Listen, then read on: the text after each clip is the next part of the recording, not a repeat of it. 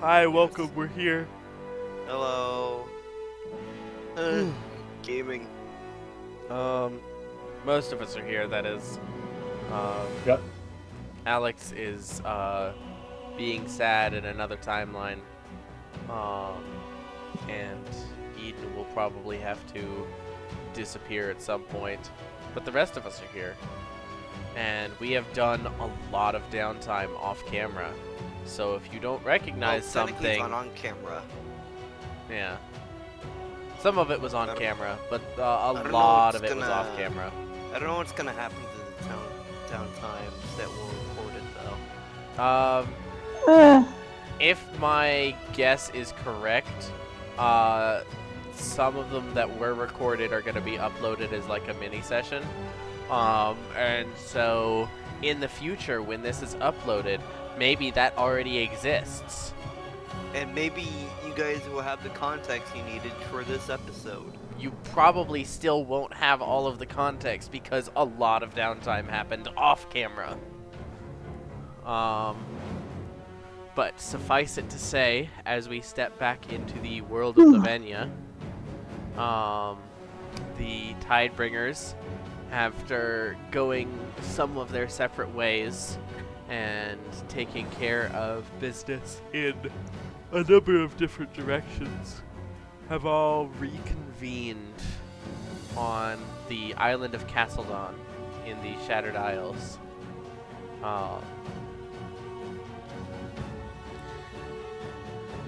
In one of the municipalities of Cadora Bay.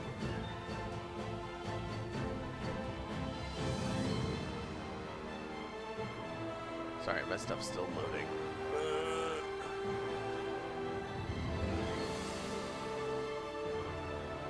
You would think half an hour would actually be enough time to get set up to actually run a proper D&D session. No, Probably And is, make we're sure just your stupid. mic is getting picked up. that's a good Yeah. call. Yeah, it is. Okay. Okay. I exist. Check again. Yippee! Man, wouldn't it be funny if our audio wasn't picking up? God, that'd be hilarious. No, your audio is good as well. But you had to double check because I said it. No, I didn't. Yes, you did. Anyway. Yeah. Here I agree with Silver. Please, webpage. I'm actively begging you.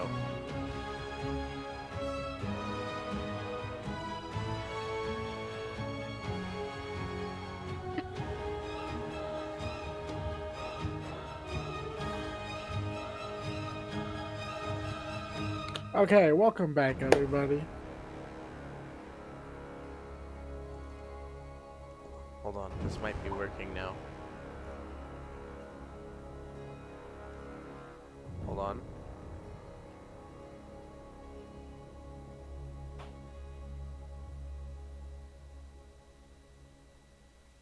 Here we go. Okay. So in one of the municipalities of Cadora Bay, the port town called Alletri, Alletri, on the Stool River, Stule.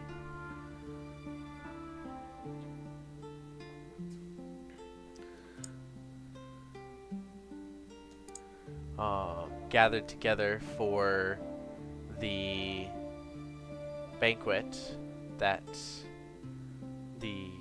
they had each been invited to, hosted by Poyo's father, Benetroth Faymentine, as a celebration of the safe return of his daughter's friends from when they had been kidnapped from the wedding that had first formed the Tidebringers.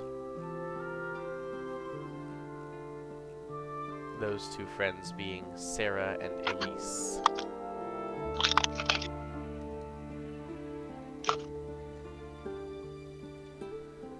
So, you all arrive sort of piecemeal to this banquet. stepping in, there's a sort of main room with a dance floor, and you can see there is a collection of large decoratively wrapped boxes on one of the tables, along with a spread of various finger foods and a collective of servants running food from the kitchens to various settings at the tables. Almost a cross between a buffet-style catered event and a more formal restaurant where you could sit and order, if nothing at the buffet appeals. There's also a number of smaller side rooms, sitting rooms, smoking rooms, with open doorways between each of them, providing plenty of opportunity for more open and more personal conversation, along with a garden and accompanying hedge maze,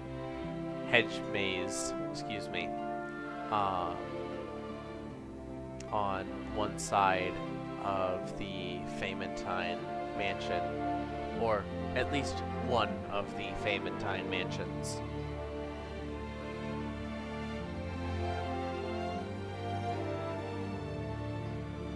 But as you all arrive and seek each other out, the banquet, such as it is still in the early stages and has not yet properly gotten underway.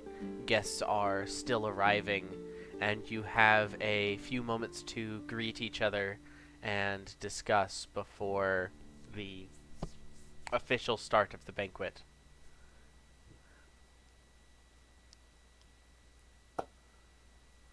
Hi guys.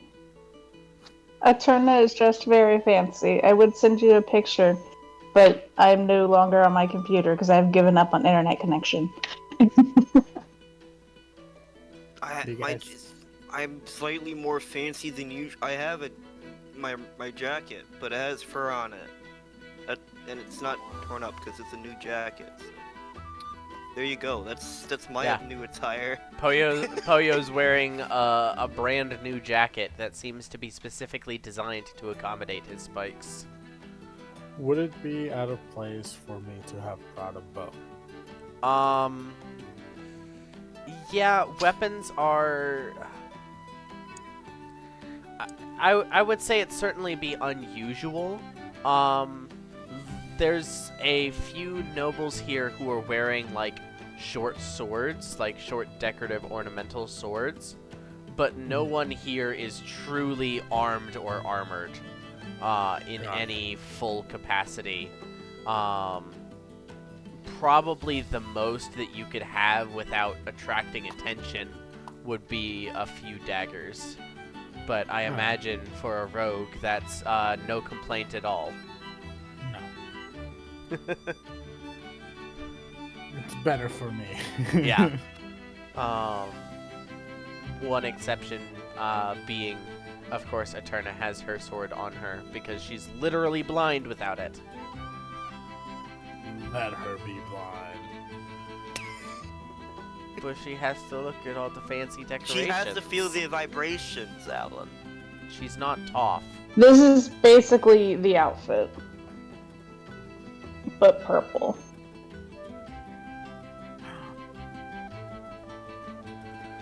No, it wouldn't be purple. It would probably end up being red. I would sneak up behind Poyo and say, "Hey, how you doing?" God, sweets. So, this is your natural habitat? Not anymore. I forgot that you grew up fancy. What happened to you? My dad is an asshole.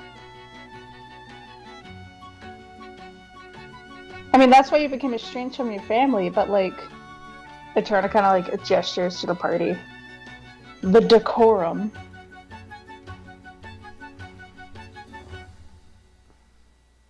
Oh yeah, speaking of, Jin, I haven't seen you in a while. You know what happened to Ruben recently? Well, yeah, I heard you all went on an adventure. What the hell happened? Oh, Ribbon killed a man, or he didn't kill a man, but Oh, he should have. Oh? he chopped the guy's arm off, I'm sorry? Death and the and arm is destruction. gone because of a turn. Oh, yeah, no, this dude slept with his girlfriend like 10 years ago. So he cut his arm off, and I wasn't gonna let him have both his arms back because he sucks. So I killed his arm? Question mark. But let's just say that Ruben is not allowed there ever again, and he's really bummed about it. You could imagine. He'll be fine after we kill Draevok. He'll be a hero. Will he be here later? I don't see him. Maybe he's still like, working, thinking about it, Yeah. It did happen very recently. At this moment, Ossia will approach the party and introduce herself. Hey, Ossia. Oh, I haven't seen you in a while. Yes, it's been a eventful time apart, hasn't it? Do you like my new dress? Oh, Asya. This is very Asya, fitting. I got something to tell you. Oh, in regards to your travels? No. In regards to never leave me ever behind ever again. Sweet, you took me to a place where I was confused and I lost track of you. That's no excuse. Oh yeah, sweet. And I you think said you told me about needed me to this. stick around to protect you. Did you abandon him on the island of Lost Souls? It is Had the I not, island of I lost fear souls. I would have become a lost soul myself. Yeah, I nearly became one myself. Okay, Ossia, you are full of holy energy. I think the ghost wouldn't have bothered you that much. That's a fair point. But I was quite sure Sweets had some personal questions to ask those souls, and I thought it best not to burden him. I got lucky that a passing ship saw me. Otherwise, I would have been stuck there. Out You're of curiosity, we've seen Eterna's outfit, Sweets' outfit. Poyo's wearing a brand new jacket. I'm curious what Jin and Asya are wearing to this banquet. I think Ossia would have left too little time to go get herself a new suit or outfit for the banquet, so she's probably going to reuse the formal dress The guard uniform. outfit. Yeah. Fair enough. So she's still wearing her kind of fancy armor. Yes, and It's certainly nice enough to get away with here. You feel it's a little weird to be like here in full armor as a guest and not working. But But isn't it like elven? yeah, you don't feel underdressed by any means. Maybe a little overdressed.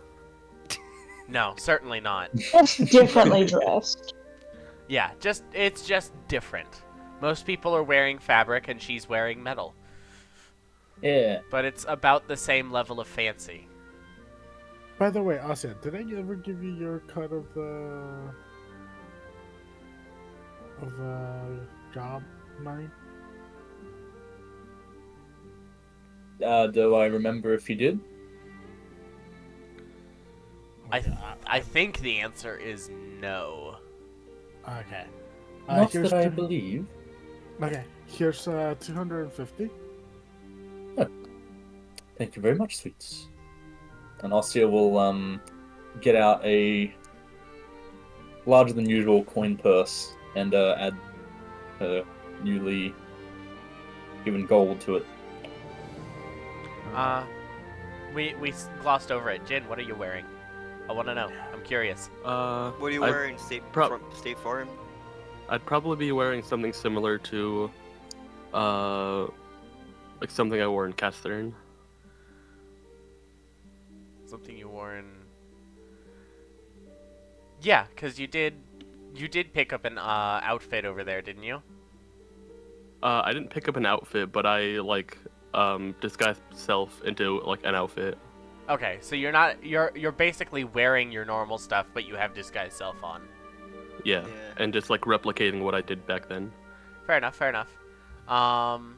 Certainly one of the more exotic outfits here. But you're able to make it work. Hell yeah. And because of disguised self, you can actually have your blades on you if you wish. There's no, like... There's a check at the door, but it's more of a courtesy. Like I said, they're letting people keep decorative swords, and with disguised self, you're able to conceal that you have swords at all, so... They are really cool looking swords. I'm very proud of the swords I got. I'll give every single weapon I have, and except for the 2 that I just got. I worked very The two hard for plated these. ones. Fuck you. You're not taking them. Fuck you, I haven't worked so hard on them. I still By have the the way- bag of holding, right? Yeah. Yeah. Okay. Like I said, So, the yeah, that's- weapons check is more a courtesy, and Yeah. to avoid people, like, bringing weapons that would be a social faux pas. Got it. I bought my atom bomb, Maybe. baby. By the way, sweet.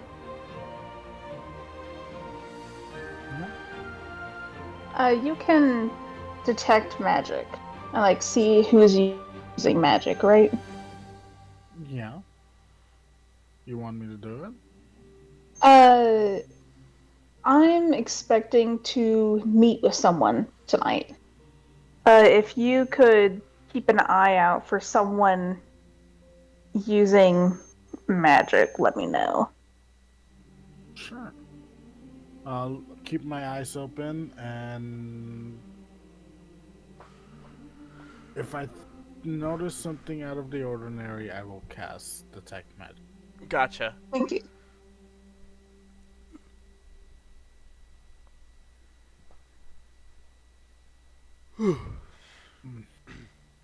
Now, as we're having this sort of preliminary, before everything gets underway, Jin, I do want you to roll a perception check for me. I'm good at those. Hopefully, given that it's just you rolling. With an 11? 11? 11 is pretty good. Not quite. Not yet. It's not good yet. Not good enough. Not good enough. Have to try again in a few minutes. Governor. Governor. So, Poyo, are they using the good wine or they're not using the good wine? How the hell would he know? This is his father's. Ooh, did I have Do you apple talk wine? to your father at all? Is that something Nope. you do? Yeah, that's what I thought. But he's lived around this for a bit. He should know whether or not they're using the fancy stuff or not. Well, my dad is barely here. From when I like lived here. Yes, but when you had parties, did they use good stuff or bad stuff? Can I roll perception, Ellen? Wait, we're in Kedora Bay. Yeah, you're in Kedora Bay. Uh-oh. You're specifically not in Skavesk, but you're only like 7-8 miles away from Skavesk. Well, you knew what I was thinking of. I'm a roll my perception. Wata. I would say, Poyo, I think you probably left home while you were still too young to actually drink. Yeah? Yeah, I was like 18, I think. Yeah. So like, So normal age you would kick a kid out, I guess. I don't know if you would know what the good wine is to even... Like, I don't think you have any basis of reference there. I only started drinking recently Oh. because of last session. Was I'm gonna tell Sweets that actually. that Like, was that canonically Poyo's first drink? I think Leonidas thought Polio was drunk at one point. Like I vaguely remember. Yeah, because time. Leonidas was like a caterer of alcohols at the I wedding. think Polio wanted to try one. He's like, I'm not really into alcohol, but I'll have some. But this is like the first time. Last session was like the first time he actually drink. Like, Yeah, like trying to get drunk at a bar. yeah. So I'm gonna just tell Sweets that I don't really drink much, and Yeah, That's especially why with a 7 on perception. yeah. But seven's Alright. good though. Not good enough. Not yet. Not yet. Someday. All right. Someday you'll have a magic item that makes you crit on a natural 7. That day is tomorrow. Gestures vaguely to the poorly disguised Christmas presents on the table over yonder. Underneath the porcupine tree. Yeah. Alright. Speaking of which, Happy New Year, everyone. Officially for the D&D game. I mean, let's be It's a honest. new This session's year. not gonna be out until like February on Probably. YouTube. Happy late birthday to me and Eterna. Happy I didn't forget it. birthday! Can't prove it. Yes, you I did. I Tyler didn't totally forget forgot either. it. I totally listen. We don't have to. didn't We don't forget have to either. prove it. We have witnesses. Witnesses. They all smell anyway, so. Yeah, just like you. Speaking of, Alright. Oh yeah. How mad would you be if I pickpocketed some stuff? Be careful who you pickpocket. The person that I'm talking about probably would not. I don't know. He is a trickster. Alan, I assume that he wouldn't like being pickpocketed. You're able to make that assumption if you so choose. no, he loves Cool. being pickpocketed. He loves the thrill of it, you know. He The- loves Oh. when someone puts their hands in his pockets, you know. Oh yeah? Well, taking. I mean, do what you want. You can roll a history check if you'd like to kind of look around and try to point out some good targets. From I'm what not you sure if I remember. like any of them. So I'm gonna try go for specifically novels that I don't like. Yeah. I got a 10. With a 10, I'll say you see a kind of like portly Harengan noble, maybe about 4'8", kind of like brown mottled fur, big ears that are like, they're wearing a sort of like wide-brimmed fancy hat with holes cut out for the ears to stick up through. Yeah. But you remember that this is one of your father's main like business partners, and you get the same vibes from them as you did from your father, but you remember their name is Cecil.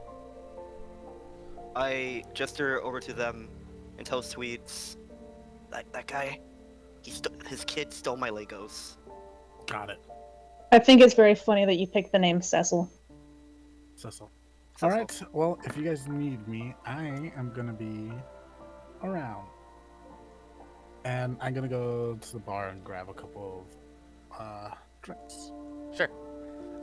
As you head over to the bar, kind of glancing around the room, you do see Professor Atmos is here. He appears to be engaged in conversation with a pair of Tabaxi nobles, and hasn't exactly noticed you yet. Oh, perfect. Okay, I'm gonna go stealth. I'm gonna grab the 2 drinks and go stealth. I don't want him to see me, and I want to sneak up behind him. You want to sneak up behind him? Go ahead and roll your stealth check. Yeah. 21. The 21. Yeah. You kind of slip up behind him. He doesn't seem to react to your presence at all. And the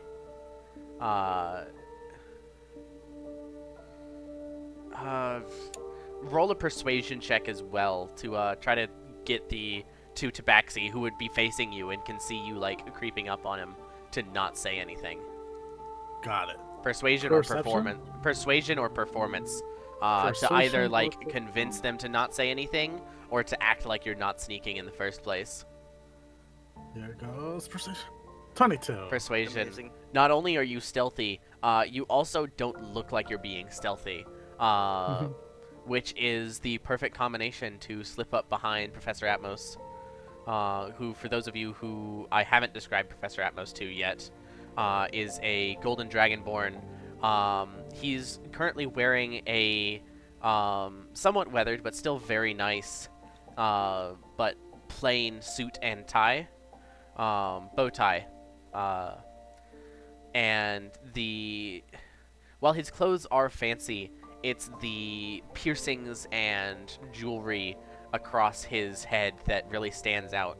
A wide variety, a large collection of various gemstone earrings and piercings and necklaces of gemstones of all kinds. And so you slip up behind Professor Atmos here. I listen in the conversation that they're saying. They're having a conversation about verb conjugation in Abyssal. Ooh, I don't understand this language for now. No, they're speaking in common, but they're talking about the language Abyssal, and about the various grammatical quirks that it has. Got it. As I come over, I put my arm around him, and I go like, "Hey, darling, how you doing?" And this is my ever-present nuisance, Sweets. That's me, ever-present nuisance. I was wondering when you'd show up. You already knew. I wasn't sure if you'd be early to scope out the place or fashionably late to make a dramatic entrance. I couldn't decide, so I split the difference. Decided to be here on time.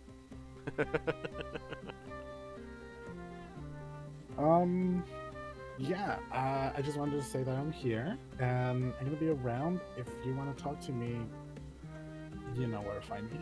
I'll be around as well. I'm sure we can figure out a time to catch up. Alright. This is yours, by the way, and I hand him one of the drinks. He kind of takes a sip. Not usually my style, but I do enjoy it. Thank you. Alright. Bye! Have fun with your Abyssal talk. Always do. And then he will return to his conversation just in time for it to be interrupted by a particularly large Warforged servant who kind of stands up and rings a glass in the typical fancy get everyone's attention way. If I could have everyone's attention. Here we go.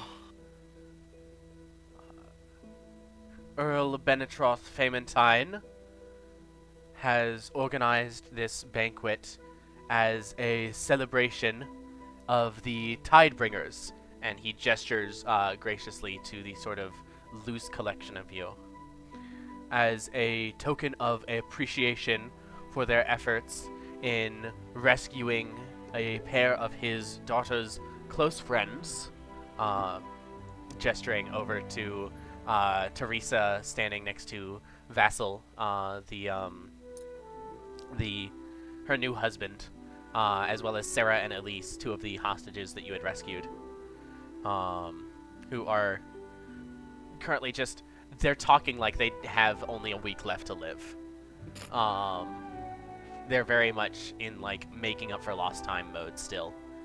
But there's some polite applause.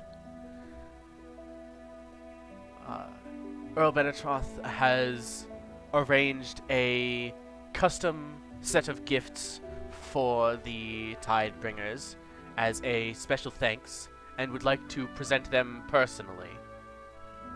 And as he says that, Poyo, you see your father step out from one of the side rooms.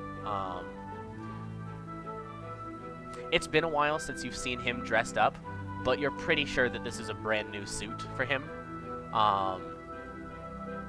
A sort of like muted dark blue suit coat with a sort of like shimmering pattern to it, very much patterned after the ocean, and with a small silver Tidebringers embroidery across the front pocket, just under the pocket square. But he's wearing like a full like 3-piece tux. He kind of nods. Thank you, thank you. It is good to see all of you, and a special welcome to the Tidebringers and to my son, Magnus, or as he prefers to be called, Poyo, for their efforts. Truly heroic stuff. Venturing into the Fearlands and returning not only alive, but rescuing others who had survived a harrowing ordeal.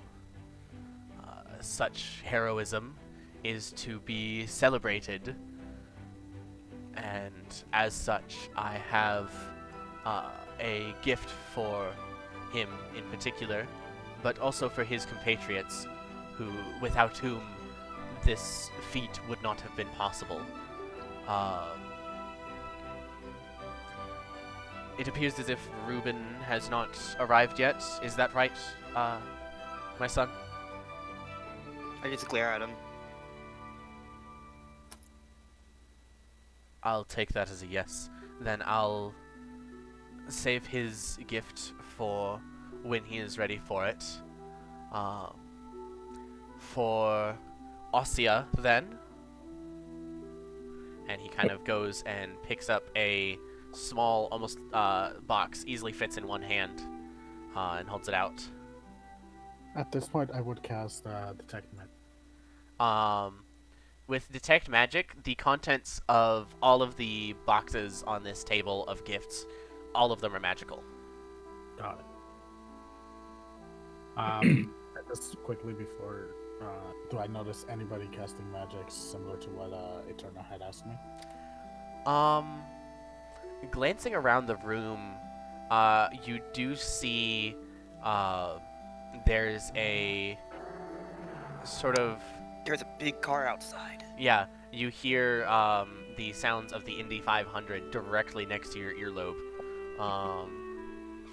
But in addition to that, you see a sort of somewhat pale human man with brownish gray, well-trimmed, like Seneca Crane style beard.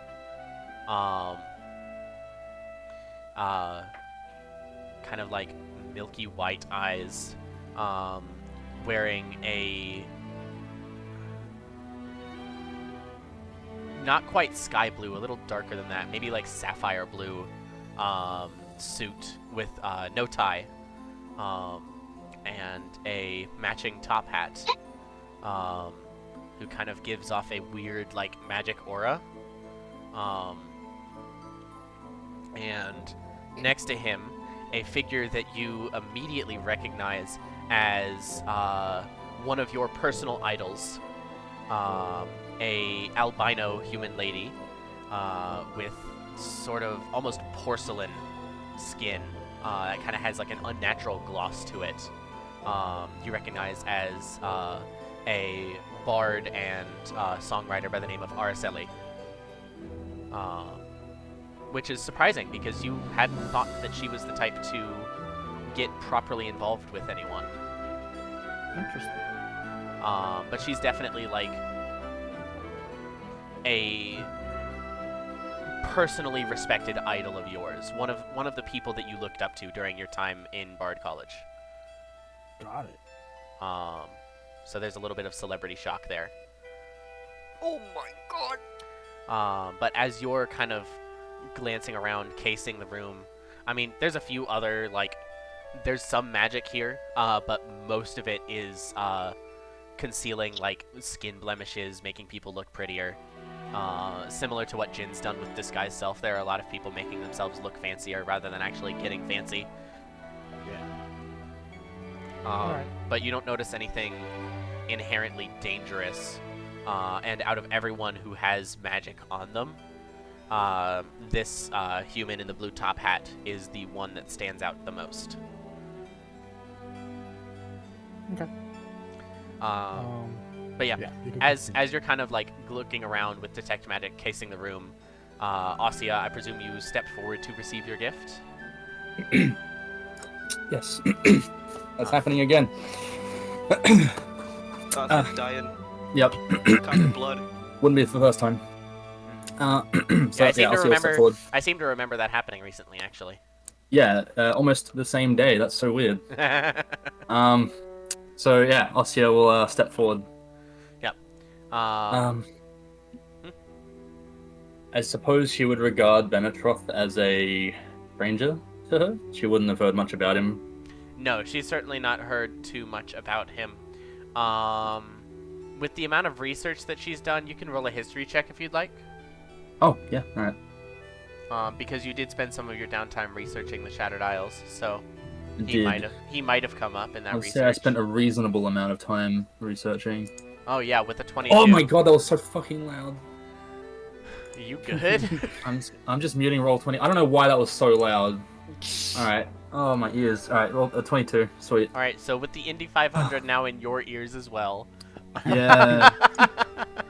And with a 22, Benetroth Faymentine is one of the Gem Barons, which is a collection of minor nobles within the sort of Shattered Isles apolitical system. Most of the Shattered Isles doesn't have a whole lot of formal government, but the Gem Barons are minor even in what little government the Shattered Isles do have. And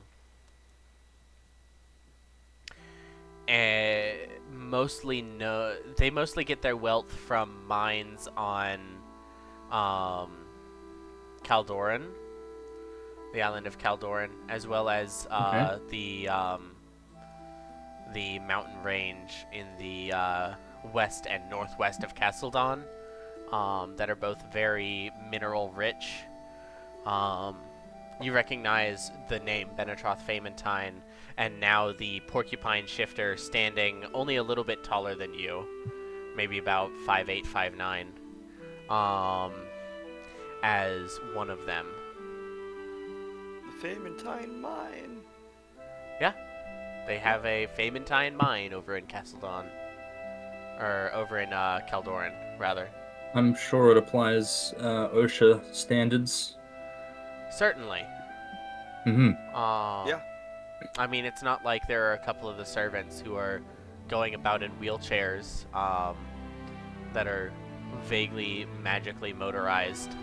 That's unrelated. That's Don't mind that's a definitely coincidence. unrelated. Oh, I didn't even realize. Don't mind that I've been putting like random spell cards into the chat. I'm just updating my I spell. thought you were just being quirky. You know? I didn't even Yeah, no, I meant to do that. Yeah, that's me. I'm so weird. Yeah. Don't Abjuration worry, level Silver 1, has been components VSM, Don't worry, spell Silver save has been DC 16. counterspelling it. Yep. Yeah. Yep.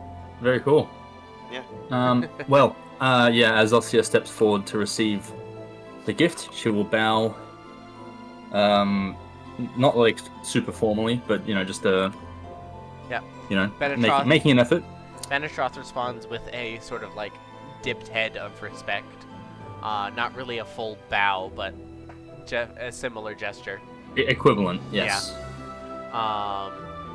And hands the gift to you. And as you open it up, the contents of the box are a single ring, kind of like a larger metal ring of a either platinum or very platinum-like metal, decorated on either side of the knuckle, with 2 ram's heads with the horns pointed forward to make a sort of like flat top to it. Very much like big class ring sized. Yeah. No gemstones or anything. But As Ossia opens the box, she'll kind of joke. So forward, but we've only just met. not a proposal, Ossia, although you are beautiful. This is a ring to assist in your adventures. It's been enchanted with the energies of a bull goat. My sources told me that you were of a more natural inclination, and so I figured a talisman of this type would be an appropriate gift for you. Thank you for your efforts. My deepest gratitude. And she'll close the box and step away from Benetroth back with the others. Having received your Ring of the Ram. Ring rare requires attunement. This ring has 3 charges, and it regains 1d3 expended charges daily at dawn. While wearing the ring, you can use an action to expend 1 to 3 of its charges to attack one creature you can see within 60 feet of you. The ring produces a spectral ram's head and makes its attack roll with a +7 bonus. On a hit for each charge you spend, your target takes 2d10 force damage and is pushed 5 feet away from you. Alternatively, you can expend 1 to 3 of the ring's charges as an action to try to break an object you can see within 60 feet of you that isn't being worn or carried. The ring makes a strength check with a +5 bonus for each charge you spend. Da-da-da-da-da. Yeah. And I do have all of these things written out, but they're all on the same document, so I'm going to give you guys access to it after I give everyone their stuff. Sweet. So you will be able to copy-paste, but I'm just reading it for the recordings purposes. No problem. So as you kind of receive your gift and step back into the crowd, Benadroth kind of looks around and says, Jin. Oh, ooh, me? Oh, hi. I have a gift for you as well. Oh my And God. he goes and picks up probably the largest box from the table.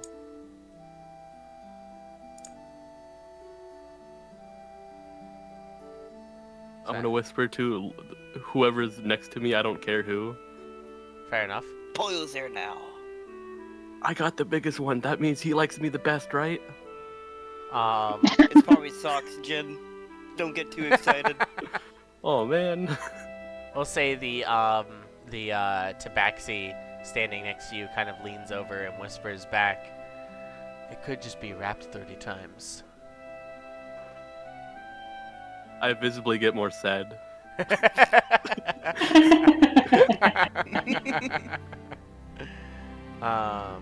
No. As you step forward, Benetroth says, from what I have been told, you've been a loyal companion to my son and a protector of him.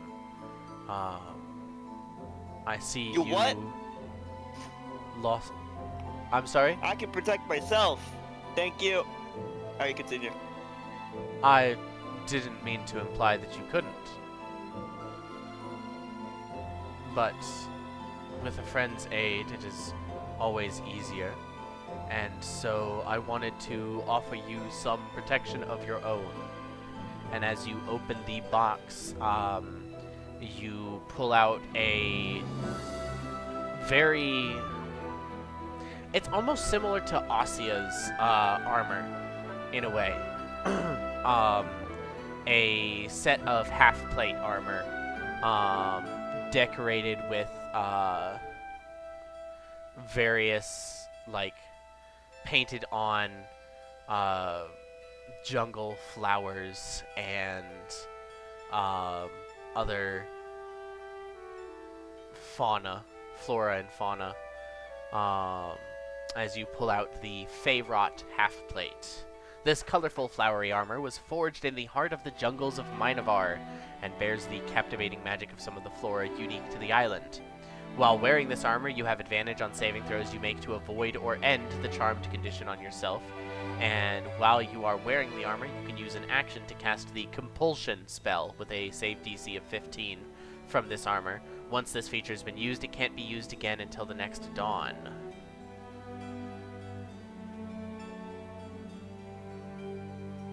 And it is a magical set of armor for you. Oh my god. Thank you. Shoot. Holy shit. Now I have to look up what the compulsion spell is.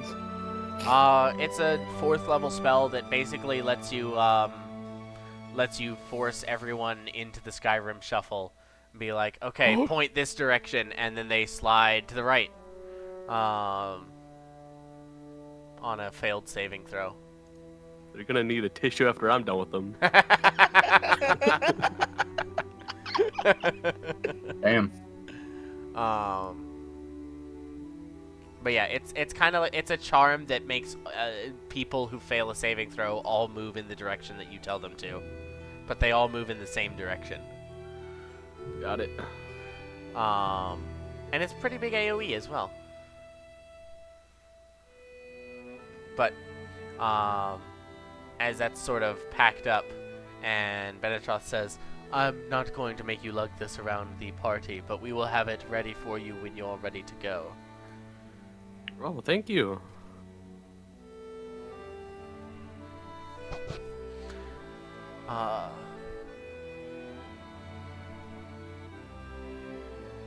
In that case, sweets.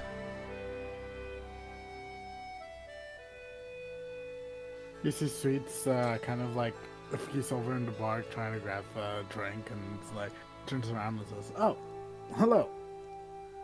If you're busy, I can come back to you. No. He downs his drink really fast, loops the glassware, and makes his way up. Yeah.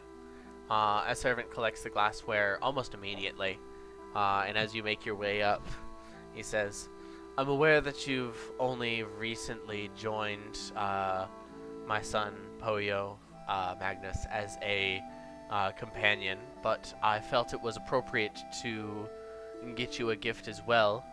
I heard you graduated from a bardic college a few years back, and while this isn't from that college, it is still something I believe you'll make use of. Wow, excited to see it. Opening up the box, what you see is a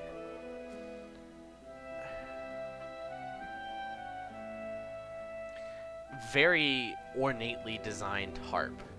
And you've seen harps made of a number of different materials, most commonly various types of wood,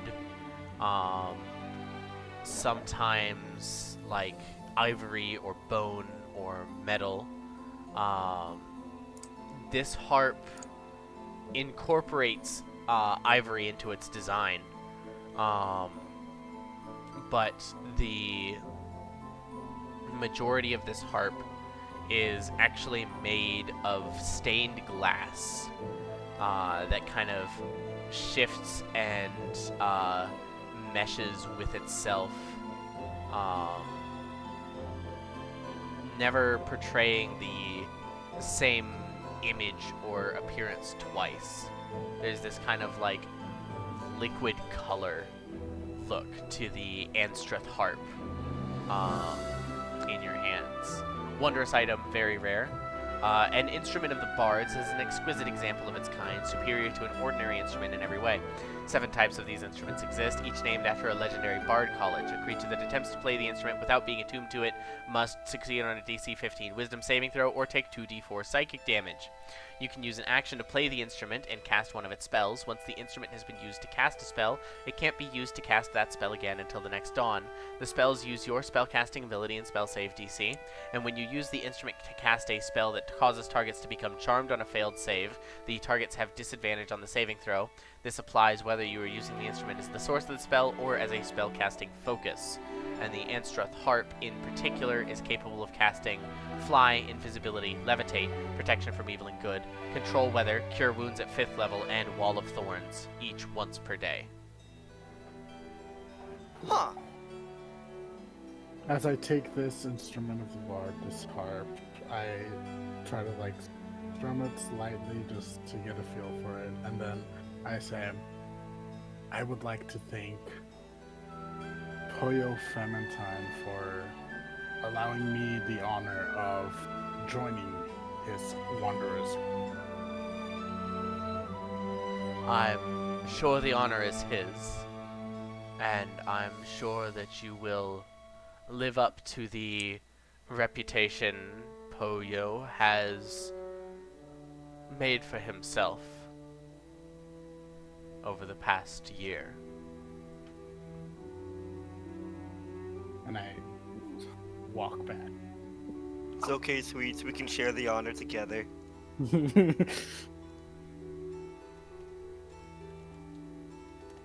Without all of this, without really acknowledging Poyo's father. Like, I'm accepting it, but I'm not giving him any praise. Yeah. Yeah. You can tell that he's noticing, but kind of taking it in stride. Yeah, it's like, this is a criminal. Why do I care? Yeah. But yeah. Shit. Sorry. That's, Oh no! That's mom As calling. Toyo becomes a phone. That's me just playing with the harp. That's me testing out my new loot. Take that psychic damage. No! I could have sworn that I had that muted. What the fuck? Anyways, after this, Benetroth kind of looks around. And before Eden has to leave, hopefully. Eterna.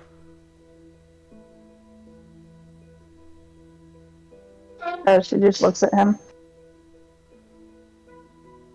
And he sort of goes and picks up another one of the smaller boxes from the table.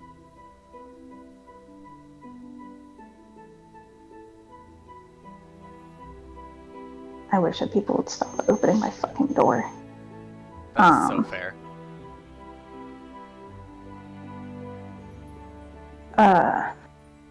She goes up there and approaches with all of the manners that she has learned. Yep.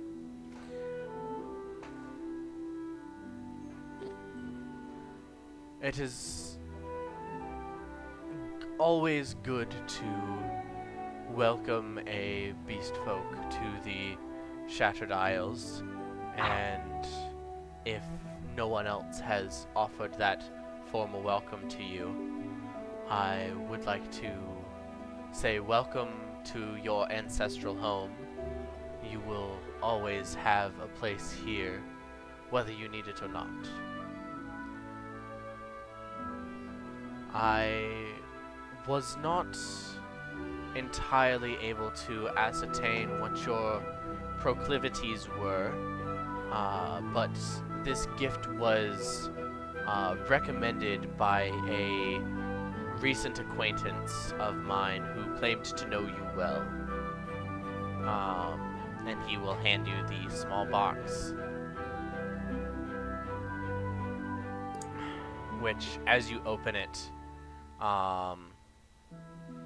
has a small vial, kind of like on a chain to be worn as a pendant.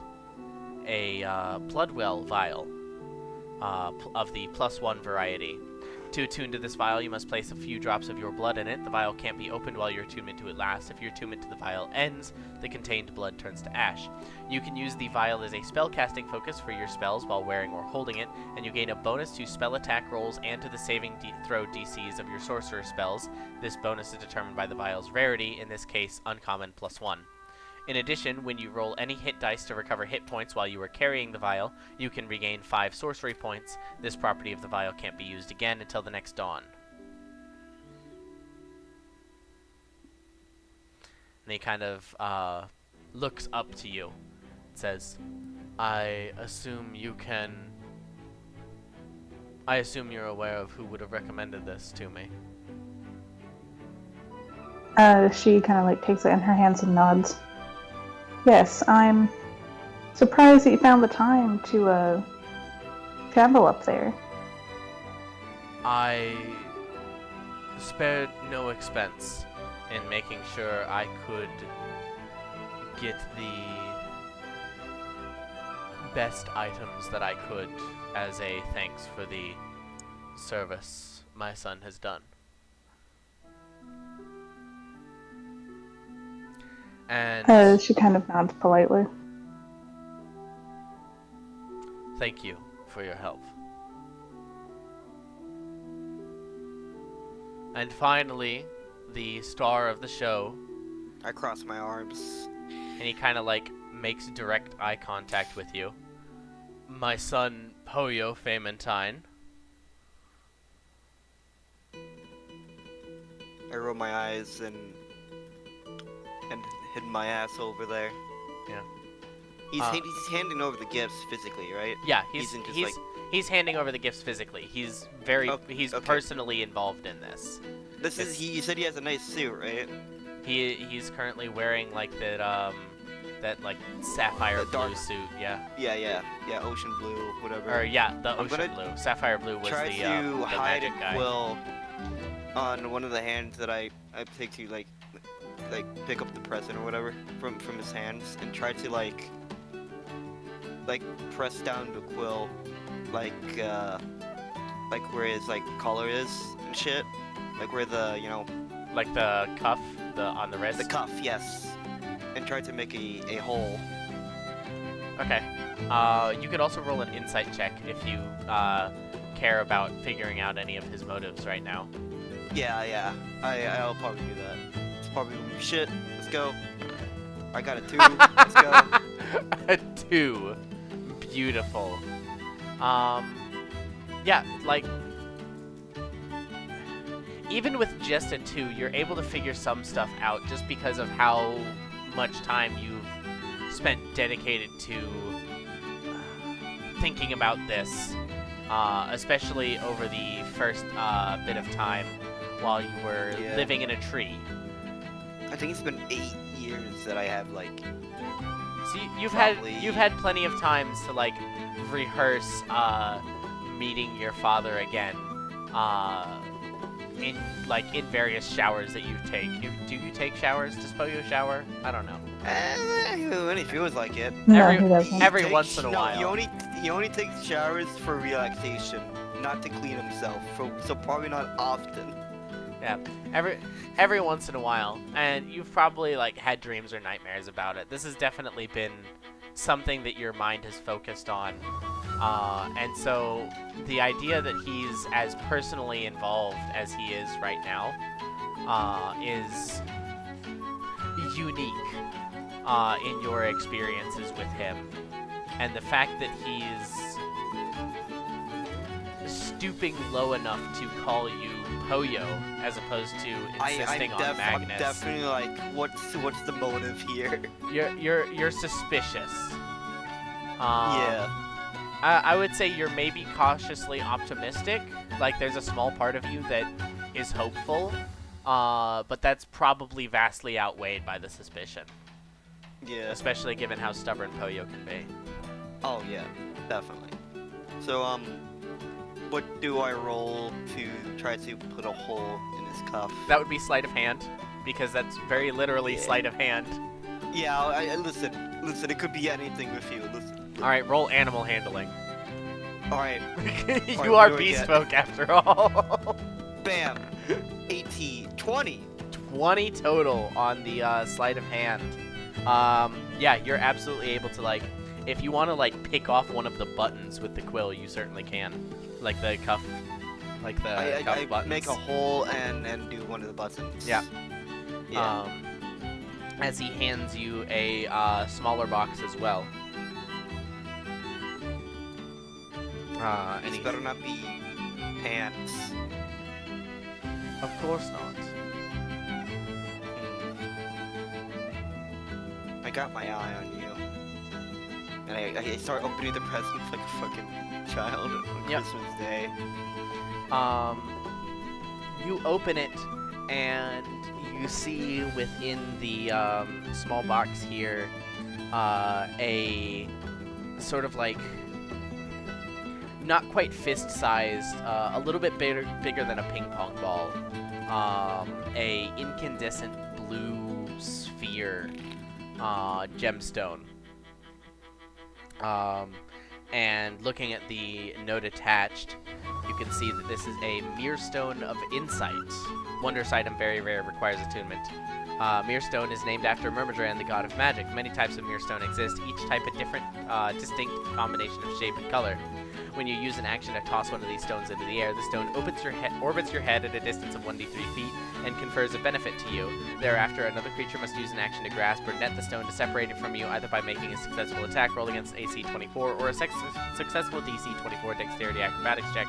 You can use an action to seize and stow the stone, ending its effect. A stone has AC 24, 10 hit points, and resistance to all damage. It is considered to be an object that is being worn while it orbits your head. Specifically, a Mirrorstone of Insight increases your wisdom score by 2 to a maximum of 20 while it's orbiting your head.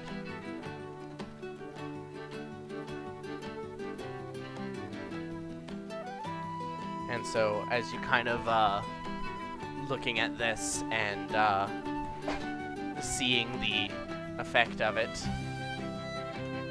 I guess this is technically better than pants. I would certainly say so. It was the most expensive of all of the gifts. I would say that your journeys since you left my home have made you wise, and this will hopefully continue that path. I kind of whisper to myself, it's all about expenses to you.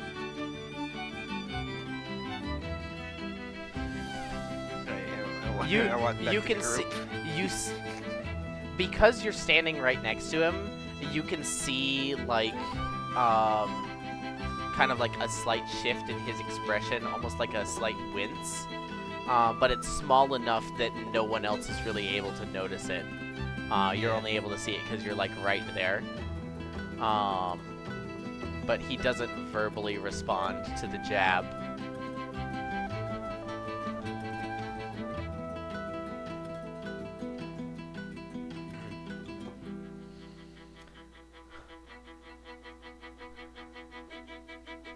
Actually, I awkwardly go back and then I ask him, hey, where's do you know where Helen is? I want to talk to her.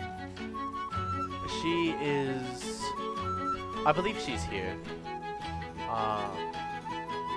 And you can see from the crowd, Helen steps forward. Yes, brother.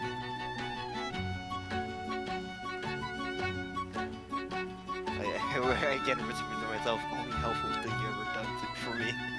And I go over to Helen. He kind of Hey, like chuckles to himself, and as you're...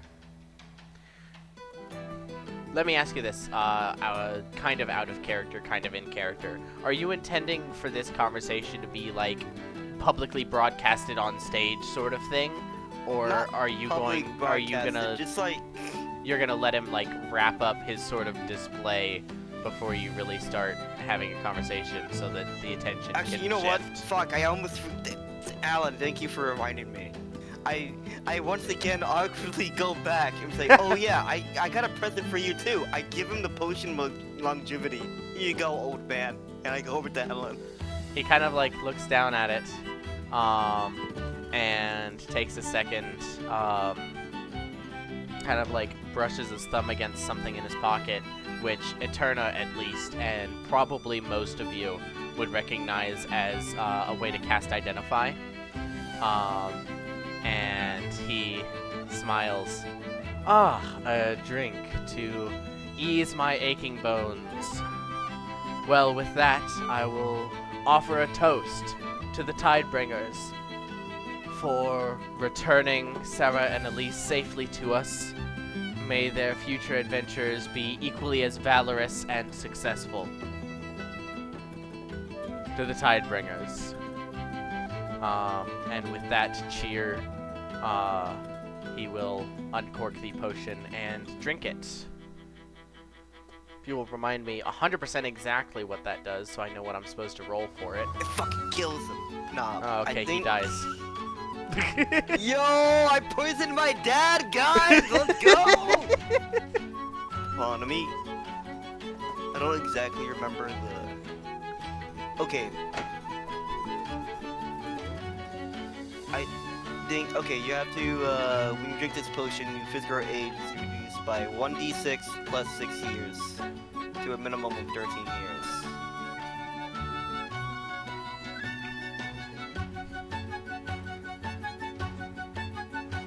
Gotcha. A So minimum of 13 years? a minimum Or of 13. maximum. So you can't become younger than 13 with these potions. Oh, Yeah. oh. I thought that 13 years is the minimum that you would unage. 1d6 plus Yeah, I was about 6, to say right? that math is not mathin'. So like if you were 18, you... Ooh! Oh shit. They're actually fucking helped him. God damn it. Quite a bit, actually. A whole last decade. And then some. So you can see as he drinks the potion, he becomes visibly younger. And he kind of like rolls his shoulder. A truly fantastic gift. Thank you, Poyo. Yeah, I'm just ignoring him. I'm going over to Helen at this point. Yep. So with that being said, the way that I want to run this is I want each of you to kind of like, I don't want to say like initiative, quote unquote, because this isn't combat, but I want to make sure everyone gets equal opportunity to have conversations. So I'm gonna go down the list of everyone. Poyo's gonna go talk to Helen. But I want to go down the list of everyone else that's here and kind of figure out what they're doing, and then we'll go down the list again, and have each conversation in order. And obviously, multiple people can participate in the same conversation. But I want everyone to like figure out generally what they're doing, and then we'll go through and do it. What do you like doing, guys? Can we pretend that Sweet's like elbowed Eterna and like pointed at the guy in the top hat? Sure, we can say that is a thing that has happened. Cool. Assuming that Sweets would have done that, which Yes. I don't want to act for your character. Yes, I would have sent it through a message. Gotcha. So yeah, the man in the blue top hat has been pointed out to you with Araceli on his arm. Eterna probably would not know the name Araceli, so you just see this very like pale white-skinned albino woman. Eterna for a second's like, right? No, not right up here.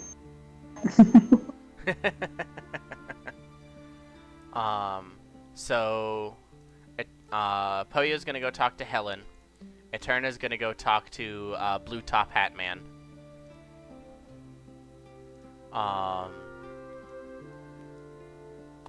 Sweets, Jin. I'll say Jin, roll another perception check at this point. We'll see if you notice. Alright. We'll see if you We're notice doing the it thing. again, boys.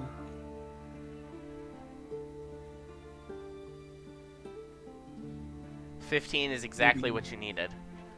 Oh my god. So I will get to that in a second. Ossia and Sweets, what and or who are you guys gonna go talk to or do? I think Ossie will probably just mingle, looking for interesting conversations and get herself a drink. Gotcha. Sweets would be in between Professor Atmos, just talking, hanging out with him, and every once in a while he would sneak off to give drinks to the noble that Pollo pointed out. Just like, here, have another. Good, let's cheers, come on.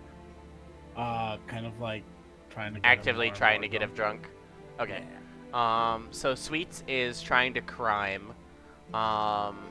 Asia is trying to mingle and be a respectable party guest. Poyo's gonna go talk shit with his sister, presumably. And I'm a respectable party guest. Eterna is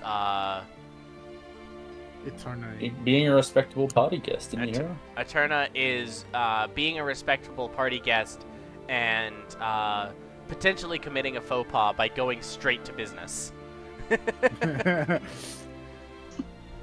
I'm also attuning to the heart. Yeah.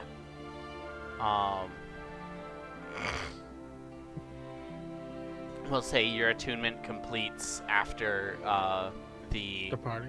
not after the party, but after the first round of conversations. Jin, as everyone is kind of dispersing into the crowds, you notice one of the servants in the wheelchairs that's kind of moving around with a tray of champagne, offering it to various folks. You kind of have to, like, do a double take, but you're either seeing a ghost or that's Itachi. Huh?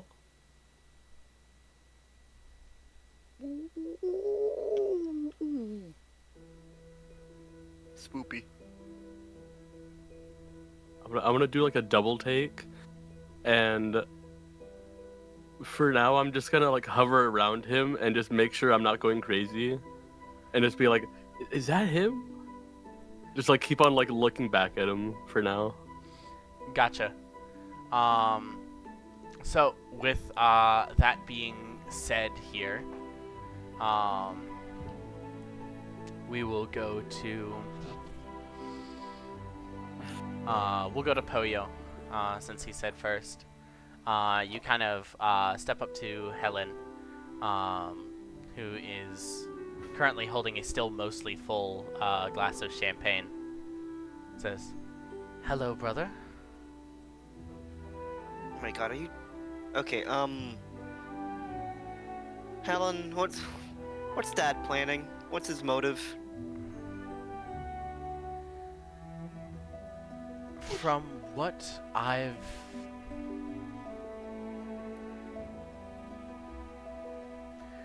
He's rather cagey, and I'm not sure how much I should tell you, given you didn't even bother to ask about me. Sorry. I'm sorry, Helen. How are you doing? I've been doing well. My husband has fallen ill recently. I'm sure you think that's of my doing, but I promise you it's not. Oh no, not the 3 is a thing. I suppose you're right.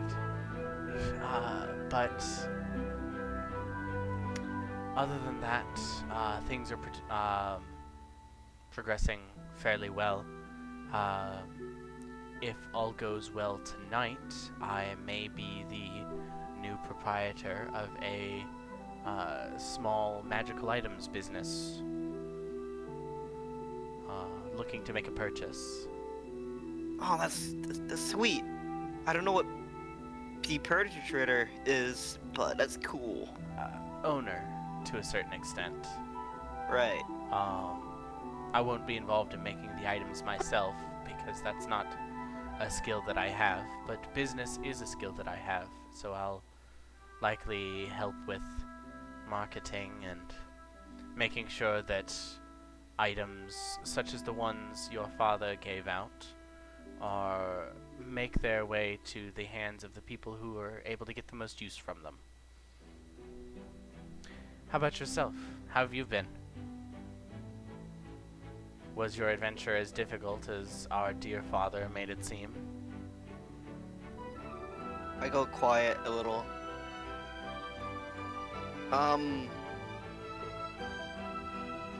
Before I answer that, hey Helen, Yes. remind me, you're the one who found that alchemist a year ago, yeah? I don't recall. Well, the rabbit folk. Don't you remember him? For Teresa's wedding. Yes. What was his name? Leonidas. Leonidas. Yes. Leonidas. How is he?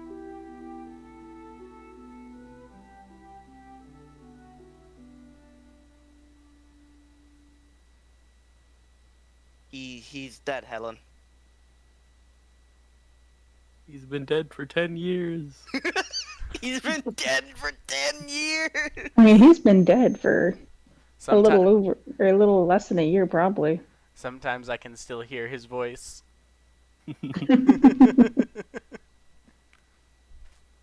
She kind of like accepts the information stoically, nodding. She says, I'm very sorry. I noticed that you and him had seemed to connect at the wedding. I'm sure that wasn't easy. Yeah, he was a great friend.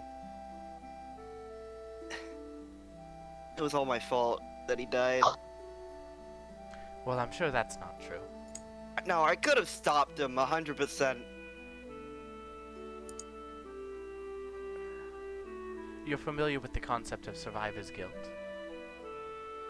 No? Why do survivors have guilt? Because they feel guilty that they survived and others didn't. I don't have that. It's bogus. Right. Regardless, I don't think you should blame yourself for your friend's actions, nor should you blame him for the result of his actions. Death is a tragic thing, but unless you did it with your own hands, Well, he died trying to save someone. then he died a hero's Another death. member of our party, I believe. I can't remember their name. Then he died a hero's death, and presumably so did they. They didn't. Was there a funeral? Did I miss it? I didn't have time to. I mean, there was a burial. I say burial, but we didn't bury our body. But there's like a little tribute at Liechtenstein Harbor. Ah, I heard about what you did there as well. Although that was a little bit ago. Yeah. But I wanted to offer you congratulations on that as well.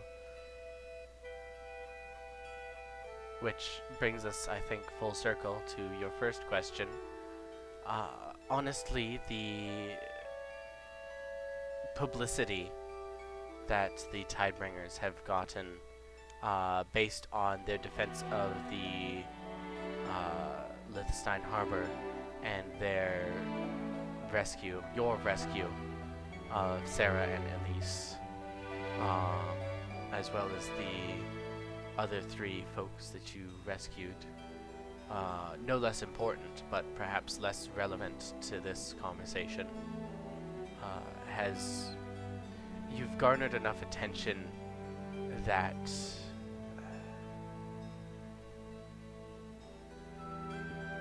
I'm hesitant to even say it, but honestly, I think He's using me. I think you've started to earn his respect.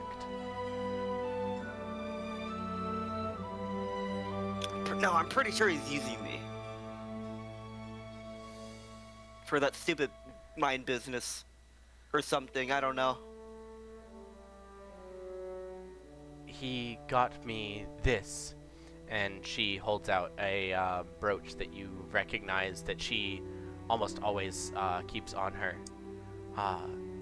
After one of my first successful business deals.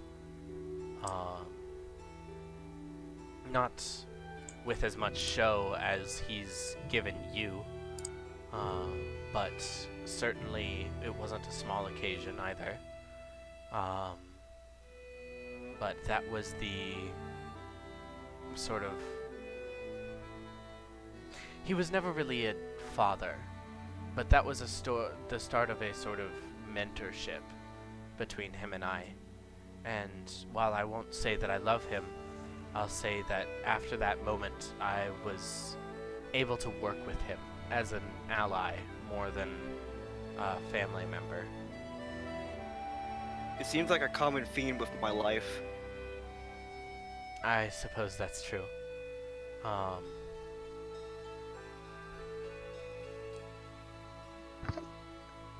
If you want my honest opinion, I think that his angle here is that you finally earned his attention, his respect, and he's trying to open the door, so to speak. An olive branch, if you want to consider it that way. I could be wrong, but if it's anything like what he did for me, then... Are you sure it's respect and not just like using the Tidebringers as like an advertisement or like a publicity stunt? This whole thing. It might be a publicity stunt. The guest list is certainly longer than I imagined you would have wanted it to be. Yeah, I don't know any of these people. Well, except that guy who stole my fucking whose kids stole my fucking Legos. Well, you're powerful enough now that maybe you can bring it up with him and get them back.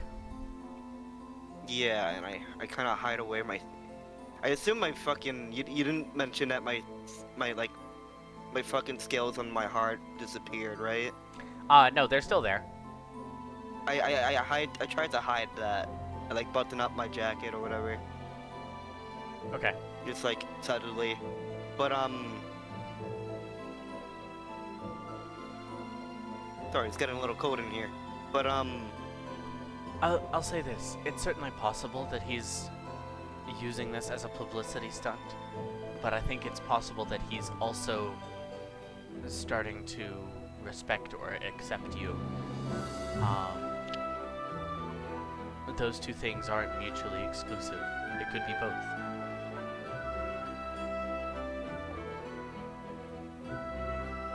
You know that I'm still mad that he kind of sent me in the middle of nowhere. I understand that, but you have to admit, it's worked. Wonderfully. I had to live in a tree. You know And how living in a tree fucking sucks? There was a squirrel there, and it attacked me every day I was there. Poyo.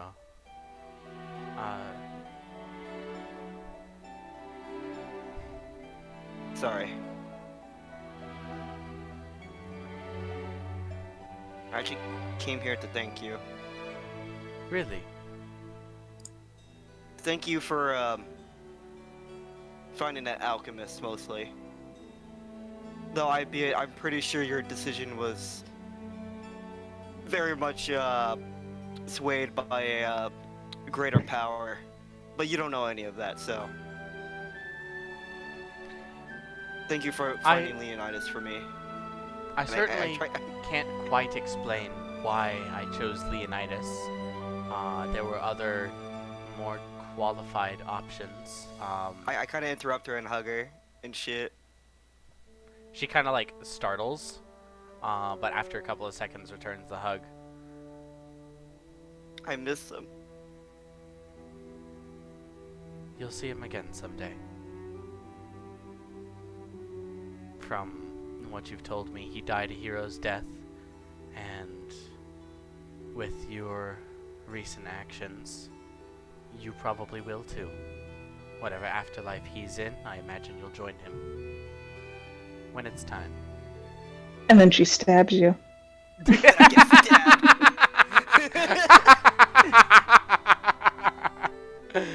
No, she does not. I stopped hugging her. I just. He was like a brother to me. Even though I don't think I even knew him for like Oh, that long. Speaking of brothers, your brother Alfred is here. Oh shit, really? He is. Oh fuck, where is he? I believe he's probably in the garden, knowing him. Alright. Thank you, sis. Of course. And, I go over. Poyo. Hmm? Thank you. It's nice to see you again. With, I guess, a little less hostility than we used to have. Yeah. Enjoy the party. Yep. And she- Don't overdrink, okay? You say that as she's in the middle of taking her second sip of champagne of the whole night. The first being with the toast. And she just kind of like gives you a side eye. And then smirks. I go away, and I kind of whisper to myself, no, I feel like a lot of people drink around me. I think I have that effect on people.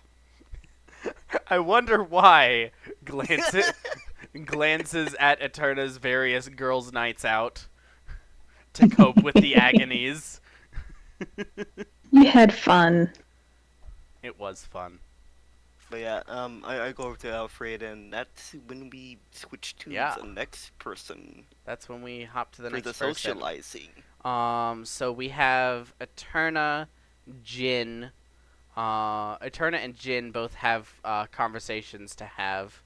Aussie is just kind of randomly mingling, and which means, by the way, Aussie, if you want to jump into any of these conversations, Yep. since you're looking for interesting conversations, if you find something that's interesting, you can certainly be a part of that. Cool. And then we have Sweets, who's trying to crime.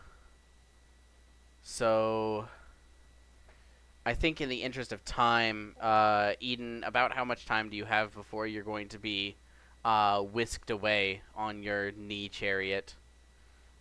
An hour. An hour. I don't really want to do your conversation next. But I guess it would make sense to, just based on IRL stuff.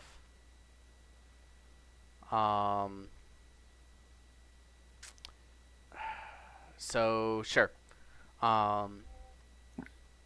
As you are, well, we'll put it this way.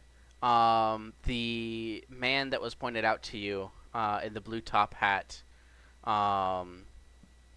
is kind of like off in a side sitting room. He's currently sitting and conversing with Araceli on his kind of like still on his arm, and a couple other what appear to be mages, dressed not in like typical wizard's robes. They're dressed like for the black tie event, but with lapels and accoutrement that designate their existence as mages and magic users and wizards. I would follow Eterna on this conversation. Okay, that means that you are not actively getting mans drunk. Correct. Okay. So we'll get to that later then. So Eterna, as Sweets kind of like steps up next to you, I want to know how you two approach this, like how you approach the conversation, how you kind of step in.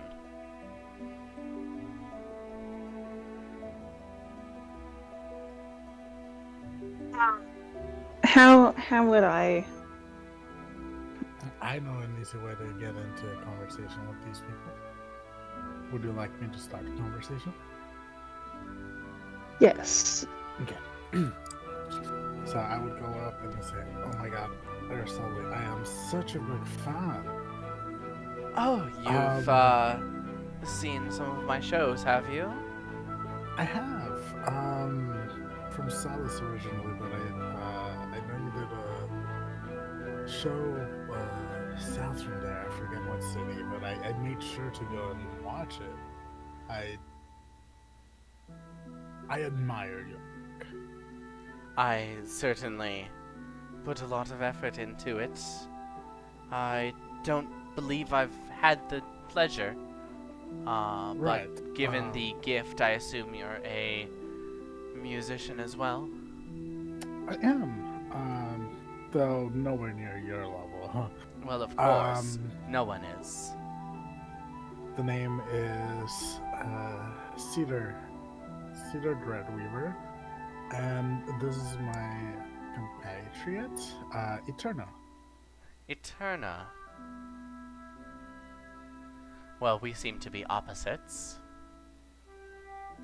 Eterna gives a polite, like, bow, curtsy, what have you. I suppose we are of sorts. But then Eterna kind of like looks at her hand. Colors are strange. They've never really been my style.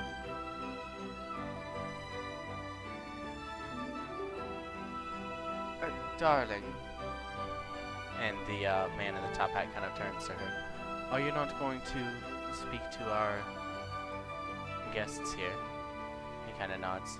I was just trying to finish my comment on conjuration, but... Hello.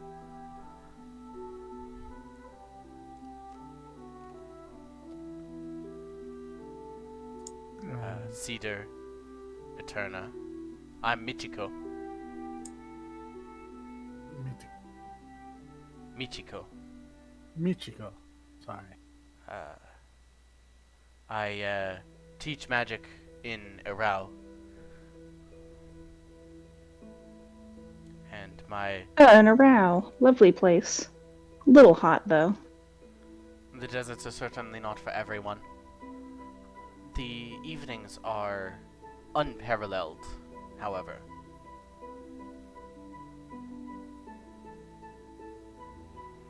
Can I roll insight?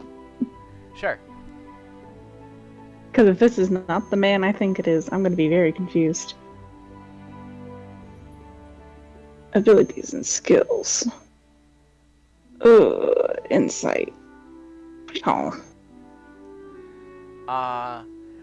With a 10, you're able to pick up from Araceli, there's like a slight elbow at the comment about evenings. And you get the sense that there's definitely some romantic tension there.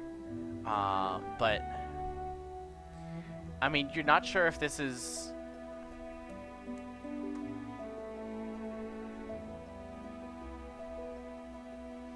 You're not sure if this is the guy that you want it to be.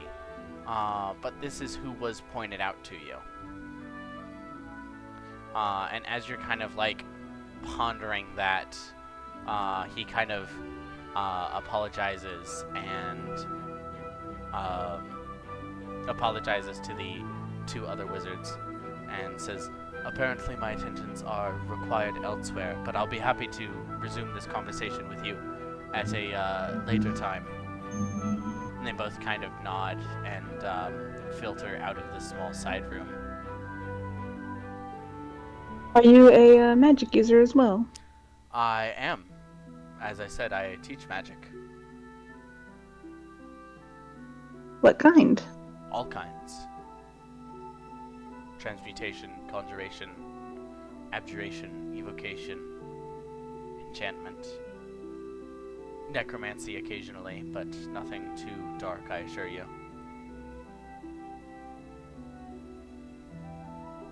Turner nods. So I gather that he's a wizard?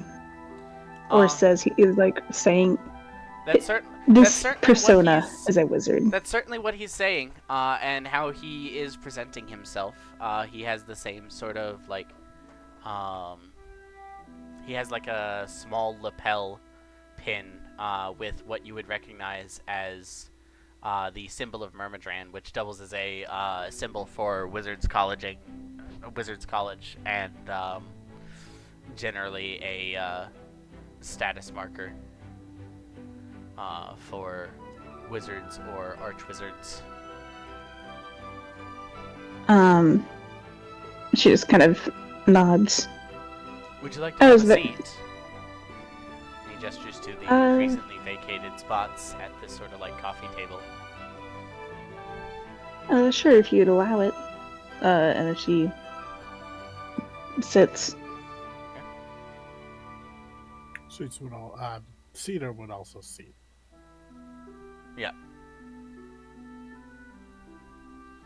So, Eterna, you practice magic as well, I presume?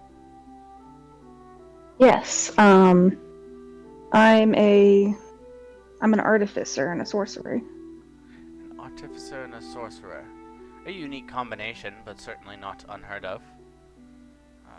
Yeah, the sorcery is a bit unconventional. Sorcery is always unconventional.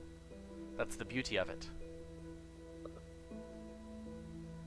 And at this point, Sweets, you've interacted with a few wizards in your time. You probably have more memories of wizards than Eterna would. Roll an insight check on that. Yeah. I don't think this guy's a wizard. Inside check. I know. 15. 15 is pretty okay. I will say this. The wizard who would endorse sorcery as beautiful is a rare wizard indeed. That is an uncommon view to have in general, and especially among wizards who have years of study to learn their magic versus sorcerers who just kind of know it and they do it like breathing. There's definitely a rivalry that you've been aware of, especially with like Blackjack in particular, is particularly hateful of sorcerers. So to hear someone presenting as a wizard to endorse sorcery so wholeheartedly, it definitely sets off a wait a second in your mind. That's an uncommon point of view. Well, I have many uncommon points of view. The benefits of a expanded periphery. I know that anytime that I think about a sorcerer and I take a look at Eterna and know how much time I put into perfecting my magic, I know that I'm a little jealous. I suppose I can understand that. I'm sorry. I was gonna say it was strange because I wasn't born a sorcerer. I was an artificer because I wasn't great at magic, so I studied runes. But things happened and I became a sorcerer, and it's still strange to just know magic. A unique blessing, or perhaps a curse, depending on how you look at it. She nods, but and then she like makes eye contact with him. The ability to cast magic is typically a blessing. I would say almost always. Information, after all, should be free, as should magic.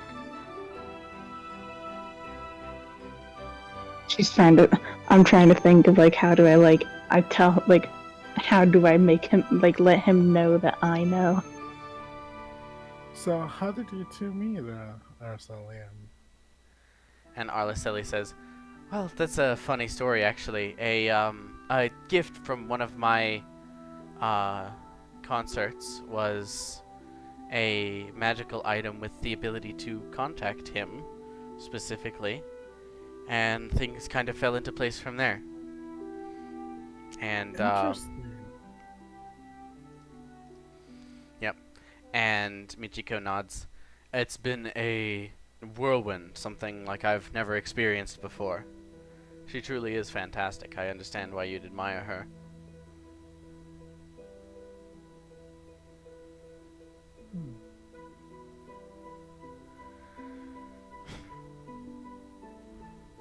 Dinner nods. I'm afraid I haven't had the pleasure of attending a concert.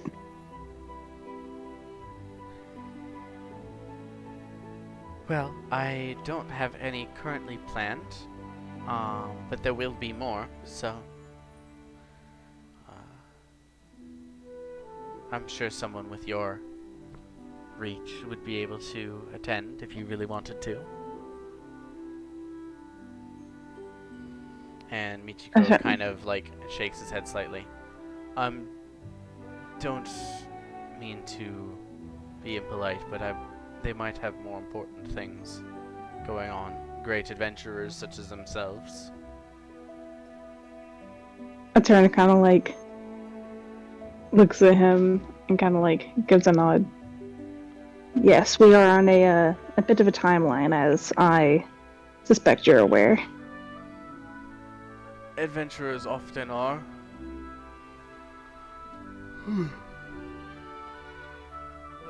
So, you were in the Fearlands.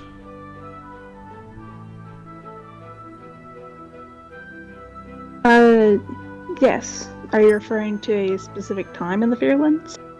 Well, you rescued those folks out there, Sarah and Elise. Ah, yes, that time. Was there another time? As I suspect you are already aware, I'm from the Fearlands. Although I don't remember it that well. Ah, amnesia is difficult. There are spells that can cause it, and other more difficult spells that can remove it. Have you looked into any of those, or...? I'm afraid that I haven't been able to find anyone of your skill level who would be able to help me. Well, there are precious few as capable as I am. I would imagine. At this point, you can roll another insight check if you'd like. Both of you, if you'd like.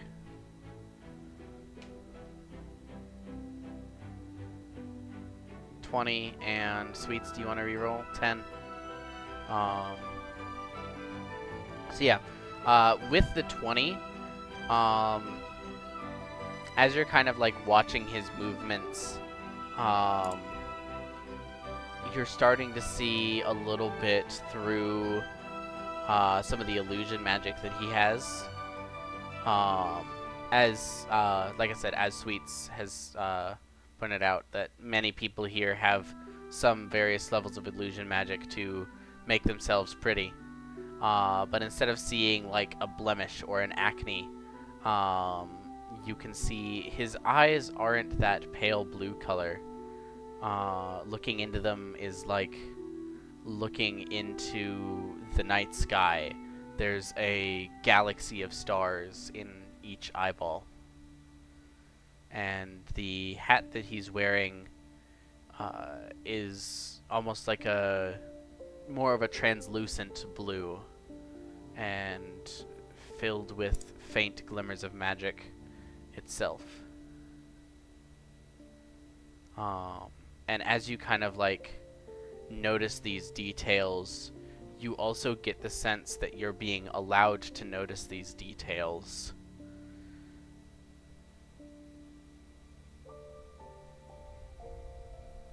Eterna kind of smiles.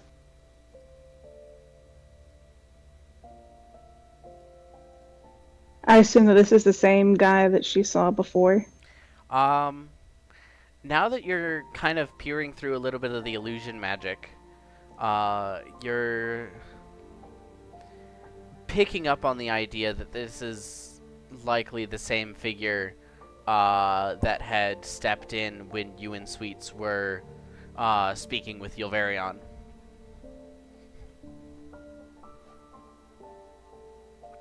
But that he's intentionally maintaining a low profile. Eterna kind of nods. Well,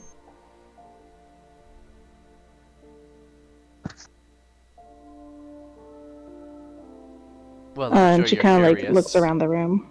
I'm sure you're curious about a few aspects of magic. You have any questions for me? I do love teaching.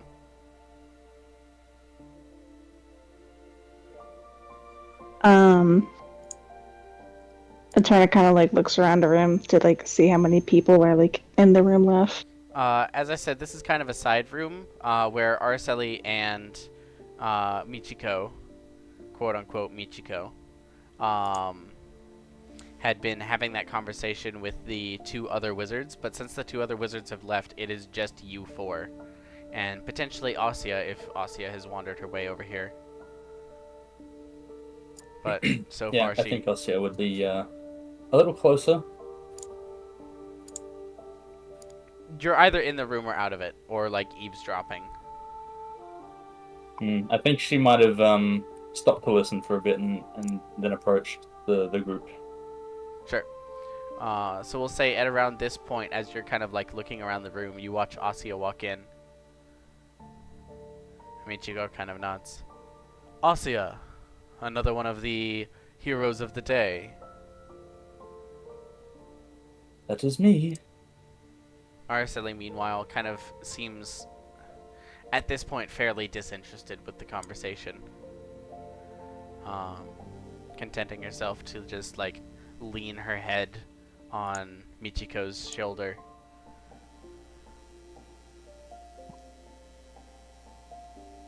What exciting conversation have I missed? Does Eterna want to call him out like that? That's a good question. I think she feels confident enough to say his name.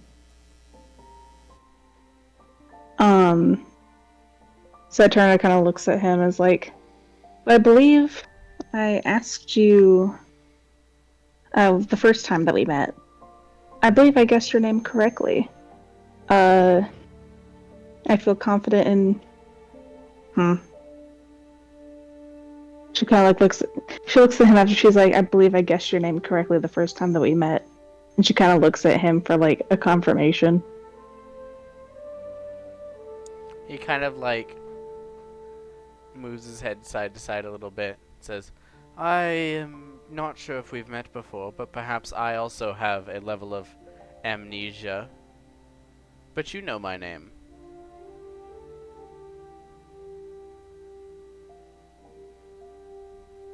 So does Eterna take that as a I shouldn't, like side to side, as in he's like, don't say it? He's not necessarily like shaking his head. It's more like, it's not a nod, it's not a shake, it's the other direction. Like X, Y, and Z axis, it's the Z. Like He's going front and back. like tilting his head side to side. Yeah. Yeah. But I'd say rolling off of that 20 on insight, you get the sense that he is wanting to remain incognito.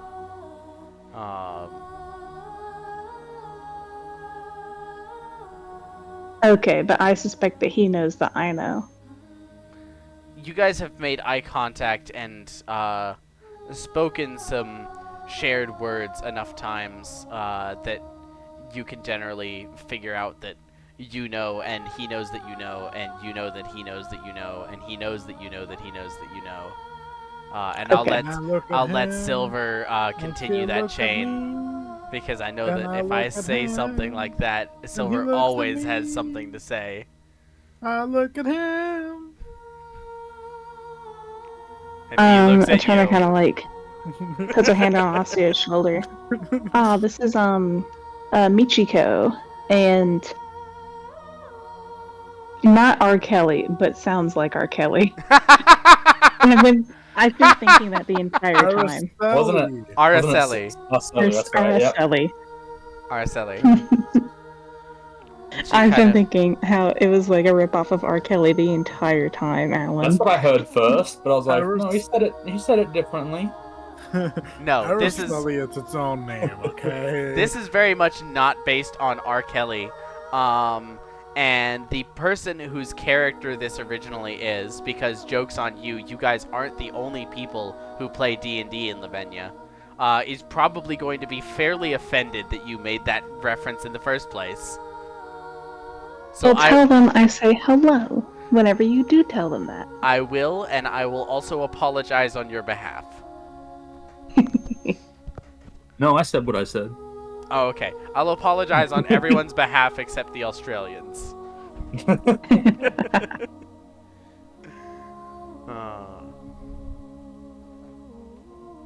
But she kind of nods.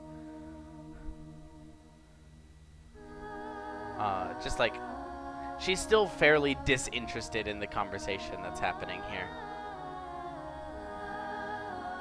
Yeah. It's not about her. It's not. And presumably she came here, like, assuming that everything that Eterna's figuring out is 100% true. Presumably she came here knowing that our friend Michiko was going to have some business to do.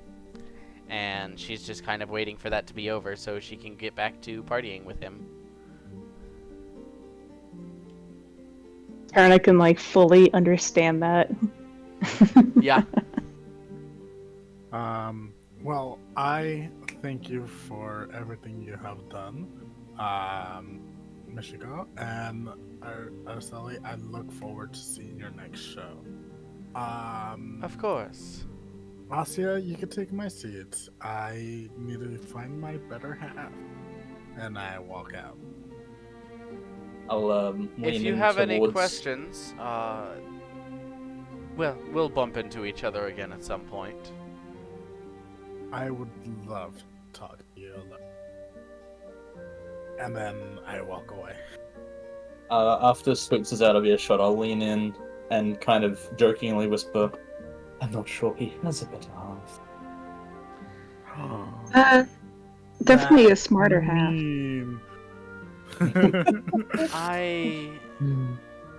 I'm not sure if I'd call it a better half, but certainly a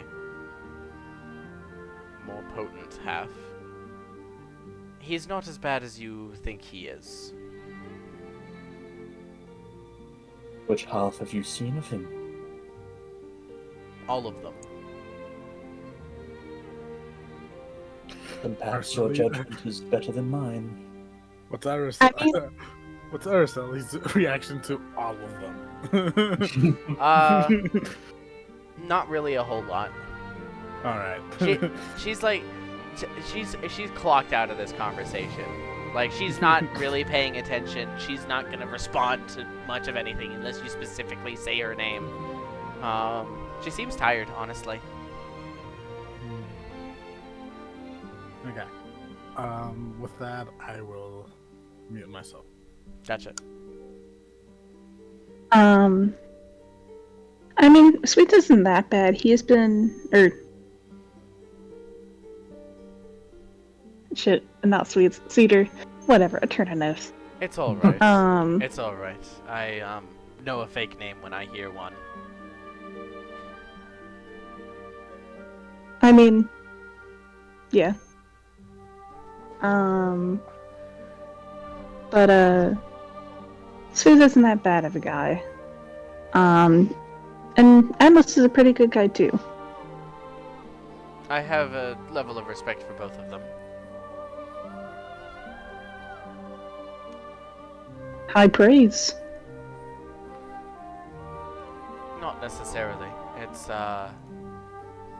not difficult to earn a passing thumbs up, so to speak.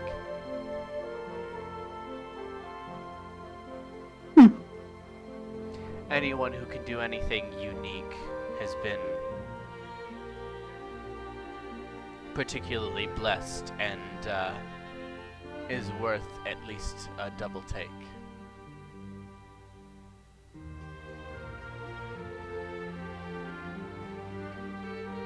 A turn nods. I can understand that. But regarding questions about magic, is there a way for me to regain all of my memories?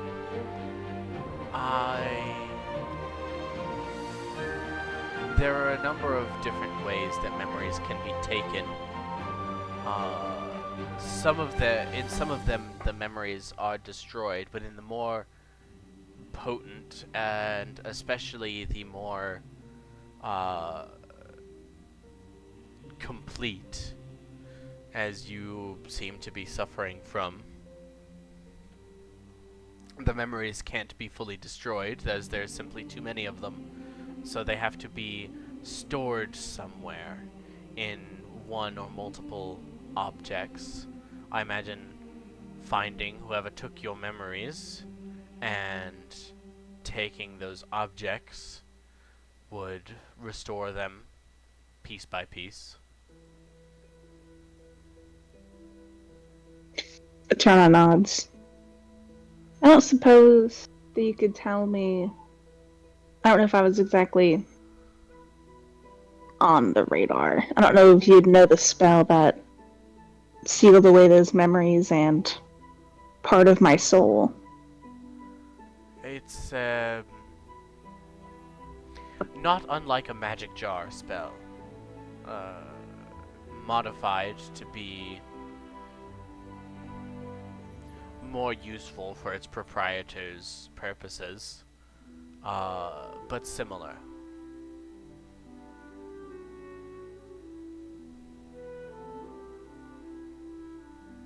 And the nods. Ossia, have you So been what enjoying the festivities?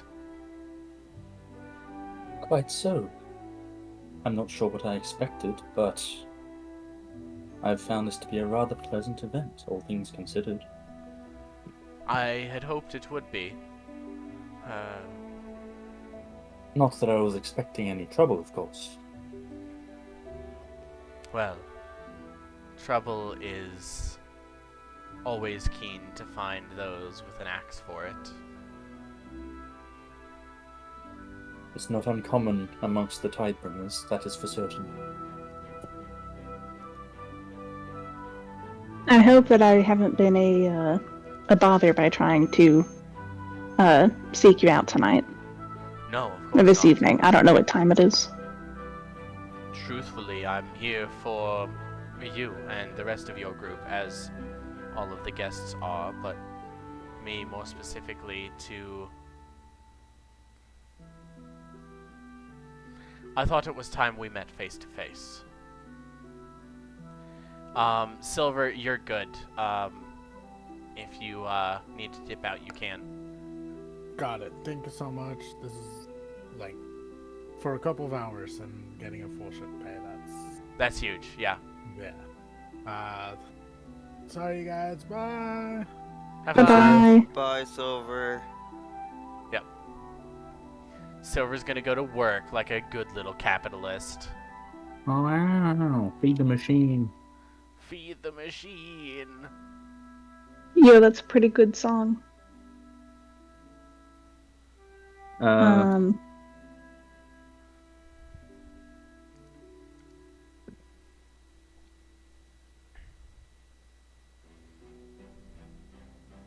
Sorry, I literally heard like a bell ringing outside and it broke my train of thought. All good. So Michiko will again look to Asya. Says, I must admit I'm surprised you of all people are willing to speak to me.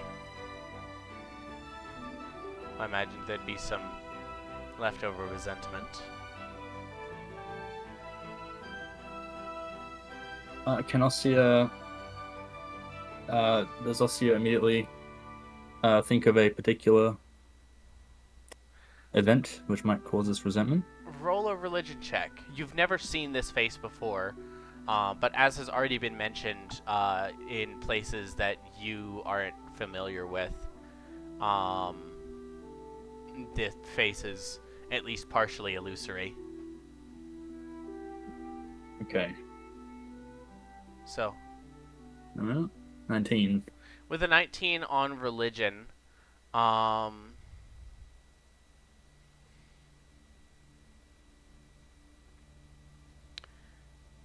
say, given the way that he phrased the question and sort of,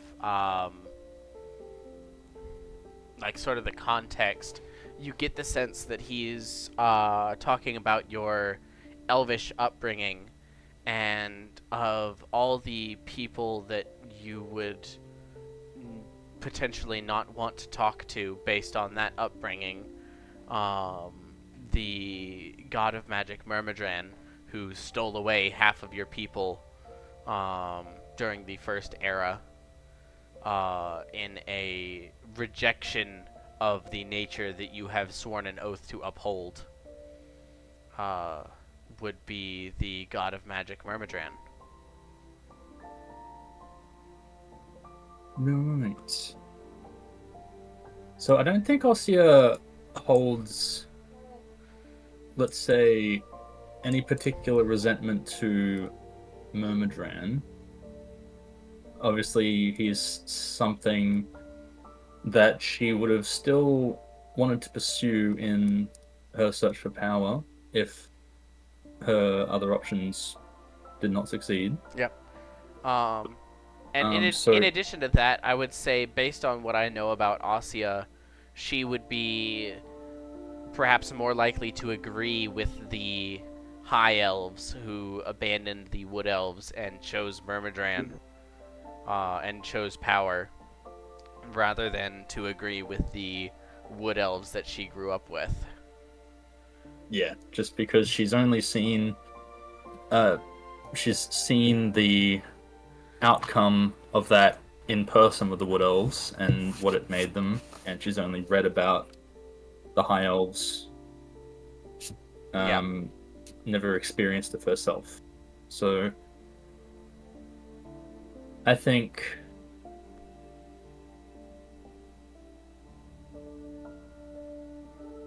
Ossia would respond in a not heated manner, but she might say a little briskly,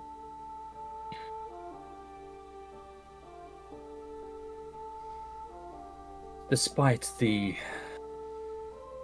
actions of certain parties that involve the people I was raised among, I bear no resentment towards Myrmidran or his followers. Well, I suppose it's good to know I haven't started behind. No. Though I'm not sure what I would have expected had I known before meeting you.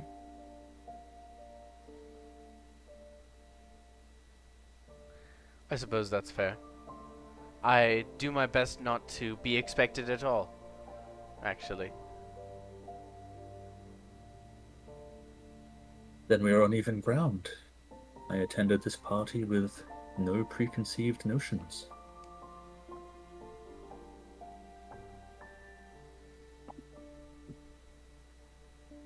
I do apologize for interrupting Eterna, but I wanted to be sure everyone in the room was up to speed.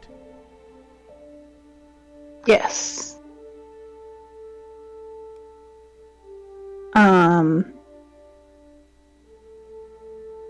Oh, yes, we were talking about, the memories and power that's been sealed away.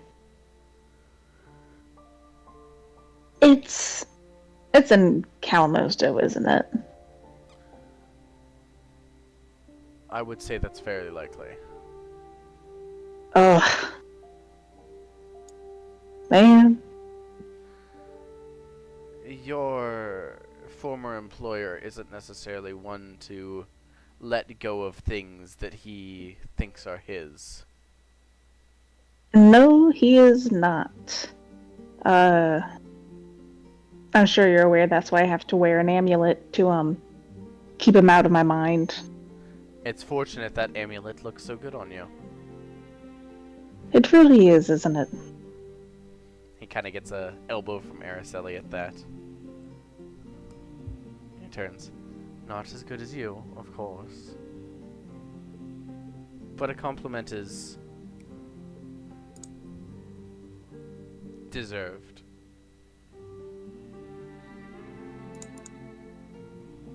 Turner nods. It is very rare that I get a compliment. I appreciate it.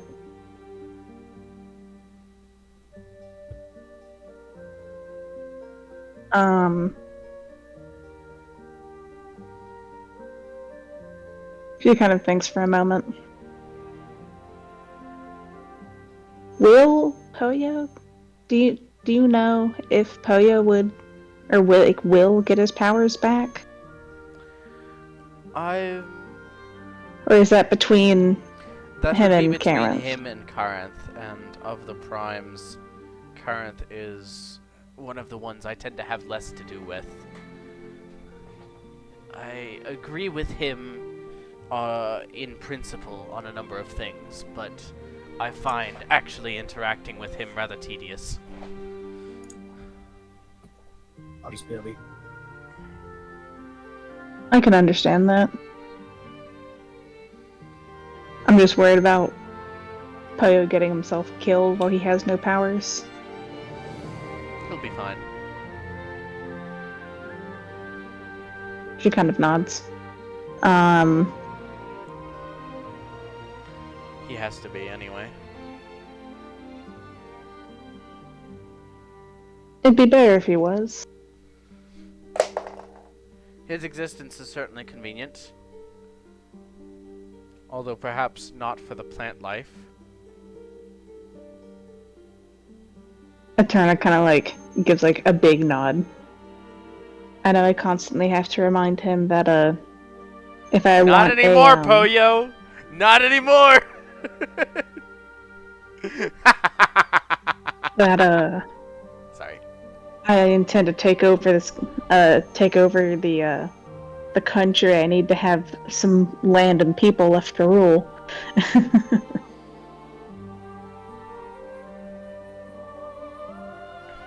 I'm sure you're already aware of that. I am, and I would caution you against presuming to take too much power. If you're familiar with my story, you are aware that power is not always looked upon favorably. Eterna nods. When you reach a certain point, sometimes it doesn't matter what you do, there will always be those with a disdain for you. No matter how good you are. I actually intend to follow a somewhat similar path. I want to fix it, and then kind of retire. Maybe become a historian. Find some hidden histories. If I'm allowed to. Well, I would have no problem with it, but I suppose you'll have to take that up with the man behind the curtain. Yes, he worked very hard to erase history, which I find unpleasant. It's certainly annoying, but I've found that my interference is often counterproductive.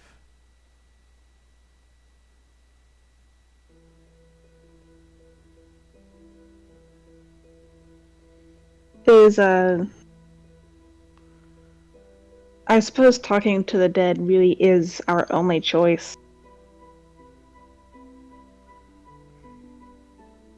Isn't it? Not the only choice, but it is the least painful, probably. Let me ask you this, Eterna. Are you familiar with the concept of the balance? Not quite.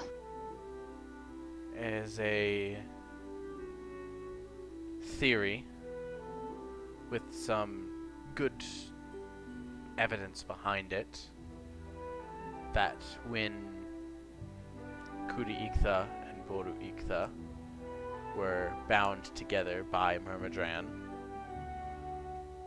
that the concepts of good and evil, of creation and destruction, were bound together as well. It's a reason why adventurers like you are as important as they are. Responding to an event of destruction with exactly as much creation as is necessary and no more maintains the balance, prevents things from getting out of hand. After all, if there's too much good being done in the world, such as there was in the first years of the First Era, after the dust of the War of Creation settled,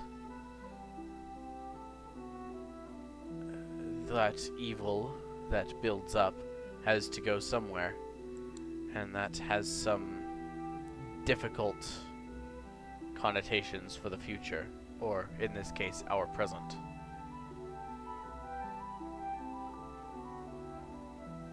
Different odds. Do you So my understand? theories are right. You So that's understand pretty what I cool. mean? I believe so. I had a similar theory that once we defeat him, what new monster will take his place? That there's always going to be something happening. There will always be evil in this world. And the evil will always at least measure up to the good that exists. As I said, when there is a threat of destruction, it's important to respond with exactly as much creation, exactly as much good as is necessary, and no more. Is that what happened to the previous worlds? The previous worlds fell victim to their own demons.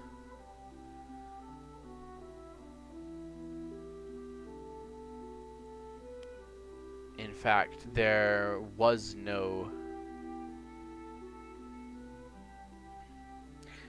a time when there was no world at all. Before the War of Creation, everything had been destroyed, and I do mean everything. And now that Kuri Iktha and Boru Iktha have been banished, there can be no new worlds, no new creation after this one. In a way, I suppose it's my fault. Then how did the remnants make it through?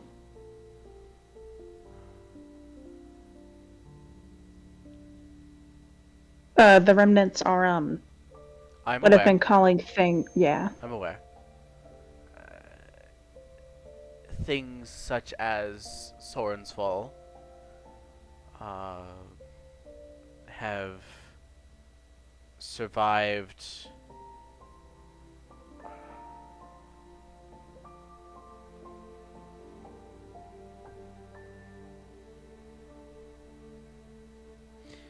temporal magic is a convoluted thing,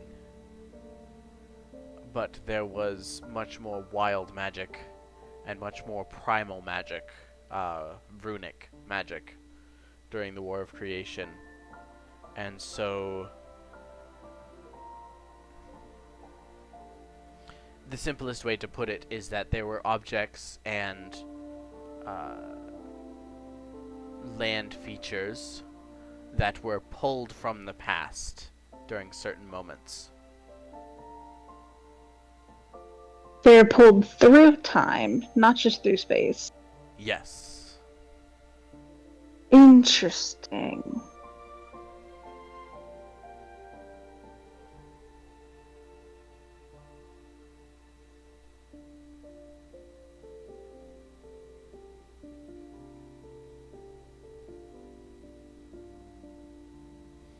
That reminds me of another question I've been wondering. I know I've had the concern of myself growing to the point that I would be considered another thing best forgotten. Who decides what should be forgotten?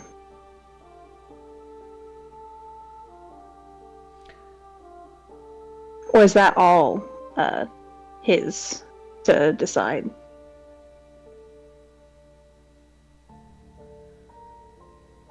The things that have been erased were erased in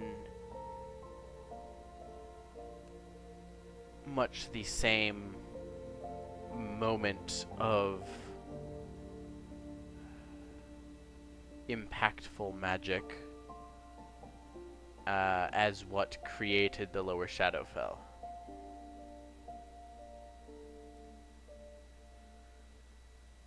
It took me nearly a century to untangle the knots that were made that day.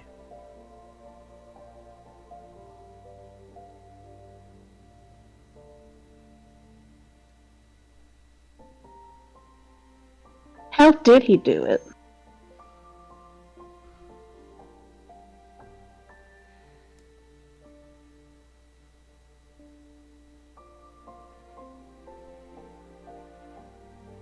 I've seen the cracks in the upper Shadowfell. Did he rip it apart or smash it together? More of a ripping. A tear that can likely be mended at some point, but such a task is not something I would put on you. Oh, I'd rather have it destroyed. It sucks. Destroyed is significantly less possible. Because most things can't be destroyed. Not truly. As I said, if you destroy enough evil, it will simply come back. Usually more powerful.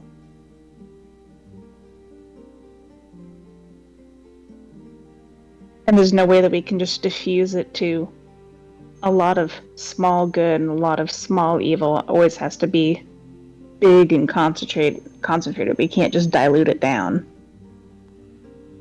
That is the purpose of... It's like having an acid and a base. You're an artificer. You're familiar with the chemistry behind acids and acidity. I can't fucking speak.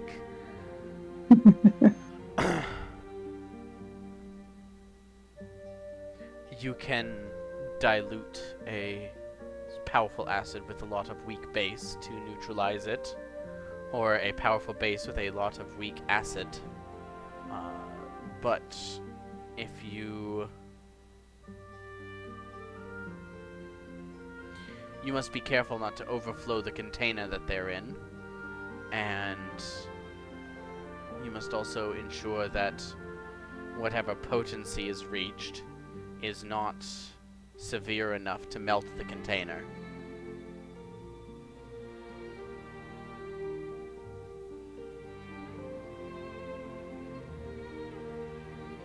Turner nods. I've been made aware that if things are too far out of balance, that things may come back. I remember a reference to spiders.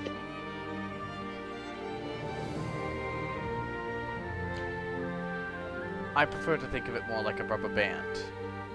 You can stretch it in one way, you can stretch it in the other, but whichever direction you stretch it in, if you stretch it so far that it breaks, it will snap in the other direction and probably cause a level of pain.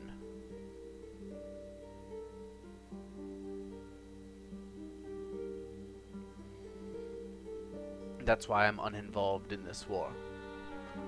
I don't want to snap the rubber band. Again.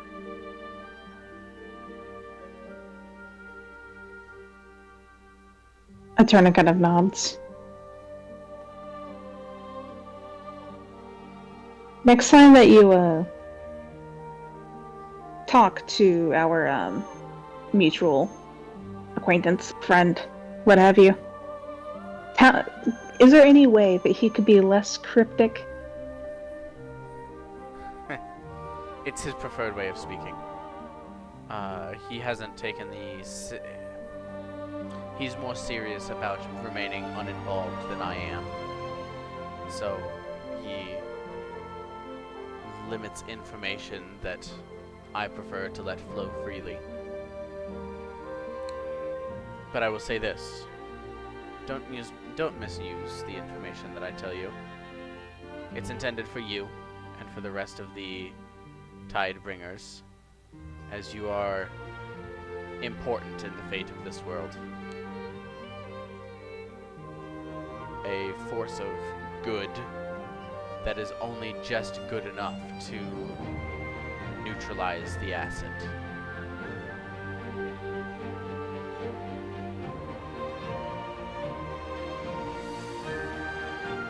And what will happen to us after it's neutralized? Like I said, I've thought about being wiped as well. Likely something similar to what happened to me.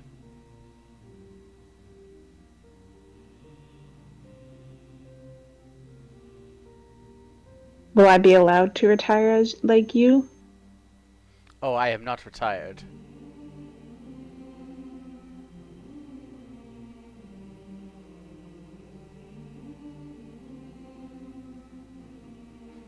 I say retired in a sense of,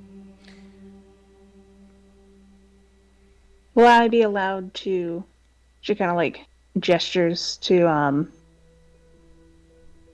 God, I still want to call her R. Kelly.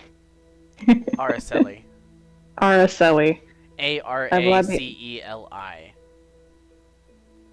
Will I be allowed to retire and, she kind of gestures to Araceli, be able to have someone, or will I be forced to become an evil to be defeated?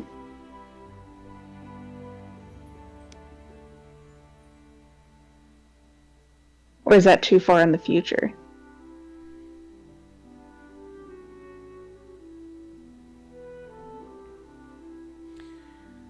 That depends so much on your own actions and the actions of those around you that it is impossible to see, even for me.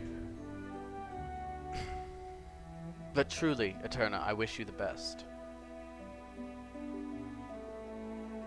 And you as well, Ossia. Thank you for your compassion. I do not envy your place, but I know of its difficulty. And I hope that, like I did once, you will have the strength to do only what is necessary and no more.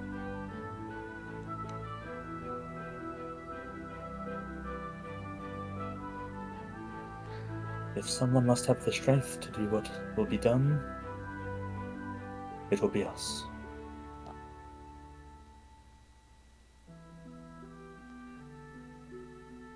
After everything's said and done, will I be allowed to contact you, or to seek more guidance on exactly how much should be done? People like us never really have a choice in the matter. We'll see each other again. She kind of nods. Well, I'll stop boring poor Araceli. It's alright. I'm sure I'm sure my son here would want to speak with the rest of your group as well. And What? Michiko Myrmidran kind of looks over and is like, Araceli, they don't have the context for that particular pet name. She says, I know. And they just kind of smile at each other.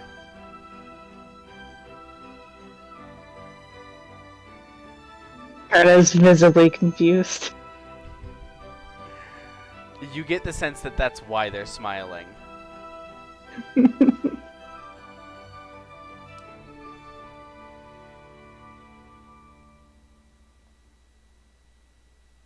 I'm just gonna leave. Well, things still kind of make sense. Ossia will nod and follow Eterna out of the room. Before you go, do let the rest of your group know,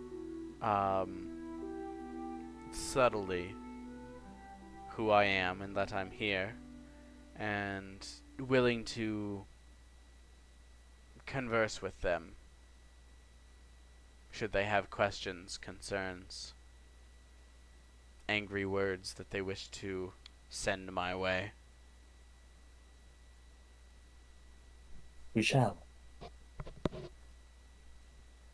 Turner nods and then leaves and subtly whispers to the other group yo, there's a magic man.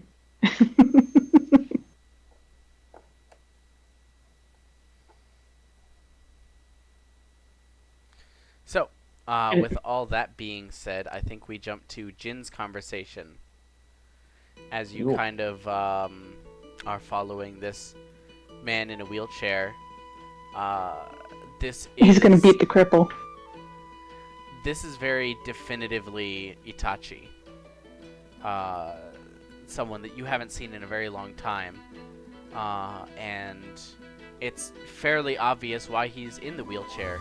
He doesn't have legs. He has two nubs where his legs should be.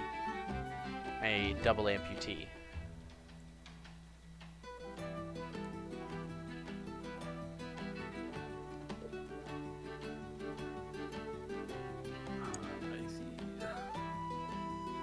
I'm gonna be BRB real quick again. Gotcha. So, Jin, he is there in front of you. Is he talking to anyone? Nothing extended. He's on the clock right now, so it seems. Keeping the buffet bar stocked up, serving wine and drinks. taking the occasional order for something that isn't on the buffet bar to be brought back to the kitchen. So, you can't exactly follow him everywhere that he goes. There are a few places that he goes that are quote-unquote staff only, which he appears to be a member of.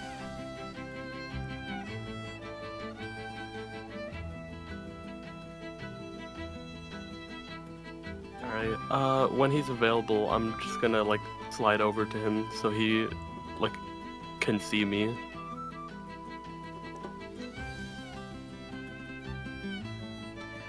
Sure. As you kind of make yourself visible, he, kind of, like, stops, and he looks over, and his eyes kind of go wide for a moment. Hi, I should have expected you'd seek me out at some point. I'm not seeing double, right? No, Jim, I'm here. Am I dreaming? I'm here. What the hell do you mean you're here? You got nothing else to say? I'm sorry. Oh, it's all okay now, isn't it? No, it's not.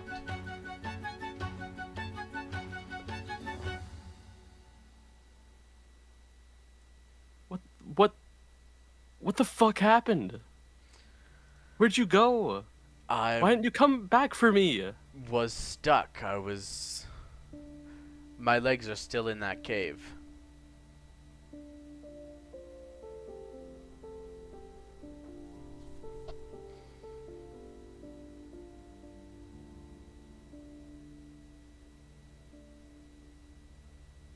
Seems you left something else in that cave too. Fucking me. It took me longer than I wanted to cut them off. I had held out for rescue, but when I ran out of food, I did what I had to do. And when I went back home, you weren't there.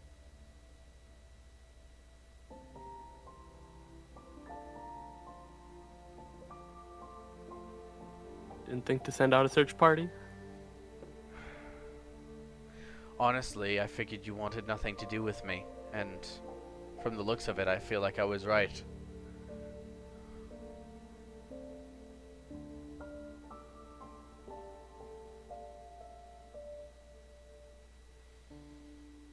I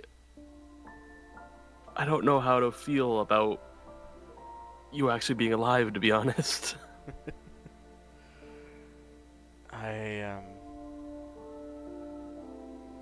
I wouldn't know how to feel if I were you either.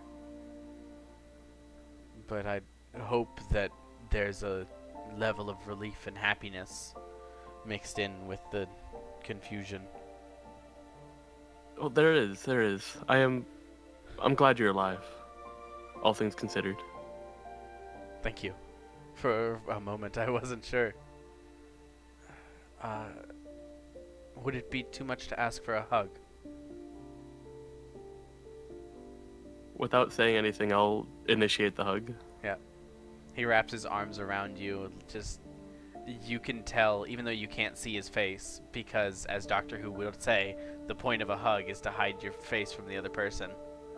But you can tell, like, he's beaming. Like, he visibly relaxes as you embrace him.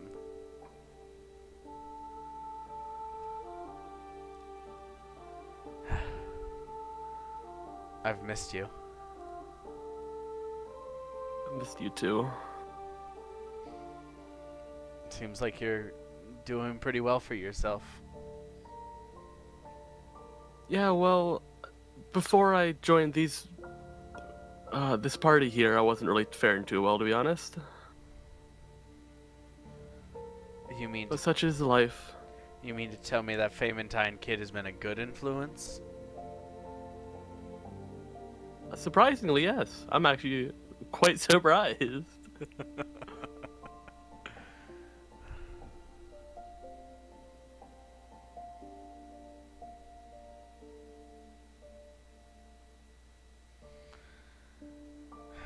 So, tell me everything. Well, insert monologue here. Are there any particular details that you leave out or skim over?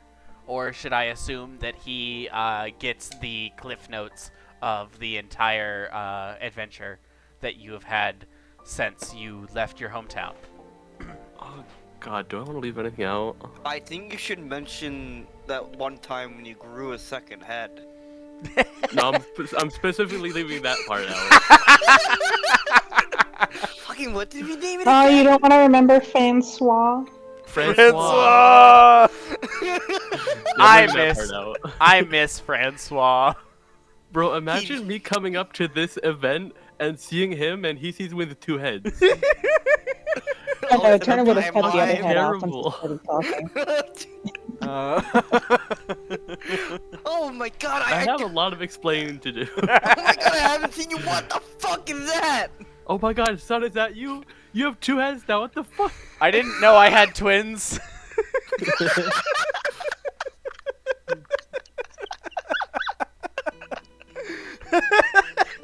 Oh god, there's 2 of you.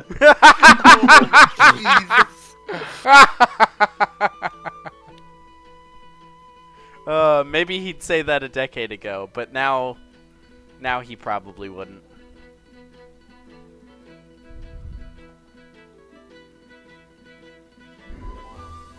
As I'm monologuing, I'm just gonna like walk like around with him and like introduce him to like the rest of the party when I can see them. Sure. I guess we'll start with Poyo. We'll say, Poyo, you just finished up your conversation with Helen, and we're about to go find your brother. Yep. When Jin walks up to you with this cripple beside him. Alan. Listen, I know this character, and I know he wouldn't mind being Listen, called I that. created this character. I can call him a cripple, damn it. Fuck that guy. As me someone my own who's currently a characters. Fuck you. I'm sorry, Fucking like Eden. it. I'm sorry, Eden. Can you say that one more time, a little bit louder, so that everyone knows you're currently a cripple? Yes, I'm currently a cripple, and as someone who's currently a cripple, you can definitely call him a cripple. Everybody Yo, point we laugh got at Eden. permission. Ah, I know, I regret have to saying, use Yabel, you one of my better go mom's catch. coworkers, hot pink. This is Billy Joe for Alan. There's a hot pink knee scooter. Oh god, it's hot pink? Yes. Is that more or less painful than the surgery? Well, the surgery wasn't that painful, honestly. The pink is just like long-lasting psychic damage. Oh man. It's like every day is like a D6. Pretty Every cool. day we stray further from respectability. Yes. Yeah, yeah. it do be like that. Anyway, talking to the cripple. Boyo! Oh Boyo! shit! Hi. Hello. So, guess who this is?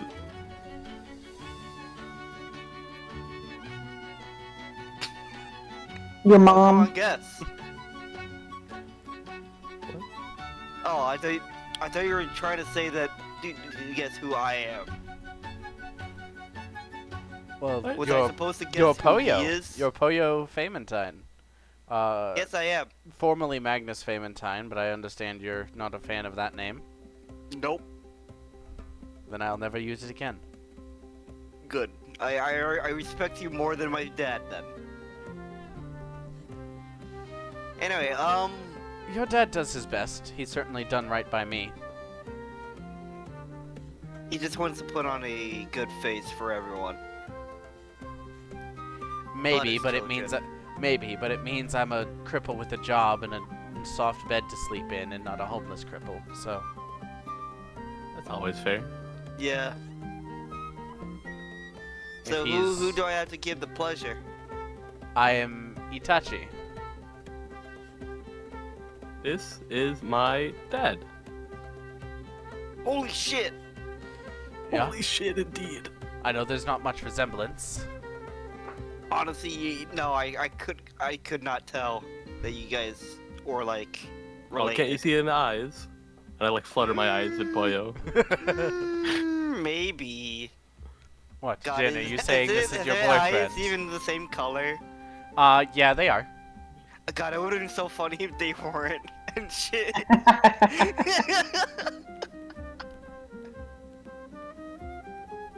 Oh, by the way, how did you even land a job here? So, interestingly enough, when I finally crawled my way out of that godforsaken mine shaft, and went about trying to figure out what to do with my rest of my life without legs, I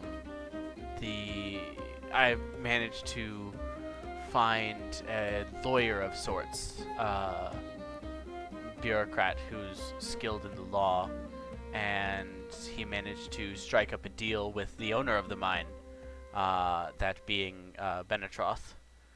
Sounds about right. In exchange for not pursuing legal action for the quality of life in that mining town, which I'm sure you're aware, Pollo, is substandard. What does substandard mean again? Not good. Don't worry about it. Poor. But in exchange for not, I guess, reporting the safety issues that his mine was having at the time, I've been given a rather cushy job and enough leeway in that job that I can afford to slack off and wander around talking to you. Yeah, it doesn't sound like my just I thought. My dad isn't doing it because he's nice. He's doing it because he doesn't want to get sued. Essentially, but it is still a nice thing to do. I don't know. It seems like the only option to do. Well, I would rather this than sue him either. Yeah. What would I do with the money that I would get from such a thing? Prosthetics. I'm sure there's some magic that can. Gestures to Jin's arm, that's a prosthetic. Oh yeah, arm. Yeah. You forgot to mention that? Oh my god, that would be so funny. I hope you. That's one of the things you forgot to like.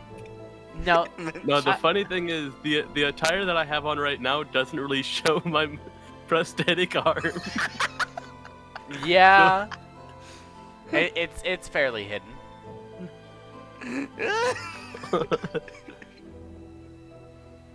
But yeah, Itachi's like, yeah, I'm gonna have to get some of those.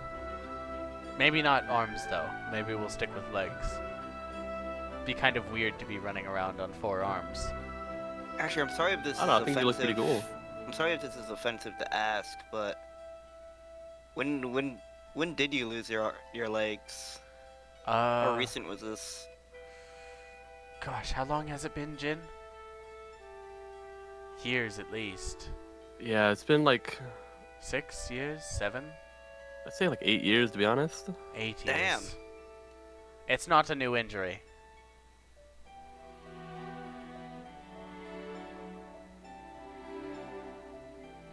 And I promise you, I've heard all the jokes about it that can be made. Yes, I did skip leg day. Sorry, I didn't mean to laugh. No, you're supposed to laugh at that. You did mean to laugh, Jin. 100%. Honestly, I'm disappointed Pollo didn't laugh. Pollo, how could you? This is trying to- ultimate dad joke territory. Come on. I think I have enough of dad jokes today. What's your dad been spouting dad jokes at you all day? No, it's just the thing he gave me was a dad joke. I think I would rather have pants. I think you'd rather have socks. I think I would rather have socks. Well, I can certainly arrange for you to get a pair of his. Yeah, I don't think I would want to wear his socks, personally. Oh, not to wear, just for him to not have it. Oh. For you to burn. Well, starting fires is gonna be a little harder. You know, the funniest thing just happened. I seem to have amputated my eardrums for about 5 seconds there, pulling the cord out of my headset, and I only just replugged it back in. So if you said anything, I didn't hear you. Socks. Socks. Socks. There you go. That's all we said. Yeah. That's all you need to know. Yep. Yep. Man, I sure do like burning socks. Sorry, which mine was it? Was it the Faymentine mine? No, the other one. What was the other one called? I'm not really into his business side of things. His You guys job. have a mine named after you? Oh, Seems a little pretentious. I didn't fucking name it, Jin. I'm just saying in general. I wasn't blaming you. Me just casually reading through Jordan's backstory document to make sure that he didn't name the mine in his backstory. Oh, I definitely did not. Stop looking. Okay. I did Stop not. looking eyes up here, bitch. Eyes up here, buddy. Stop looking at my backstory. Oh my god. Look at her backstory. We could just call it the Thigh Cave. Let's not call it the Thigh Cave. I was saying that out of character because I don't want Bio to say Thigh Cave, Alan. Come on, why'd you have to say that in front of my dad? What the hell? You know what? You know what? Fine. If you won't say it, Itachi isn't a coward.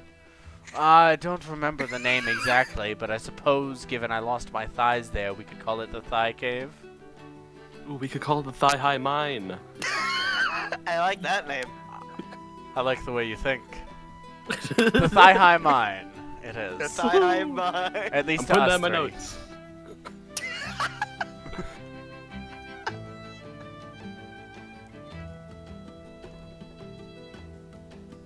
I think I'm joking, but I'm actually putting it in. Holy shit. I can't It's check. time I mean, for me to I go. forget. Did I have Goodbye. access to your character sheet for some reason? Stop looking at my character sheet. Oh, Get it. shit, yes, but I you do. didn't. Oops. No, One but shoe. the official name of the mine was the Depth Delvers Mine. Oh, I thought it was called the Highest Eye Mine. That's just for us. That's the unofficial name. That's the better name, if you ask me. Exactly.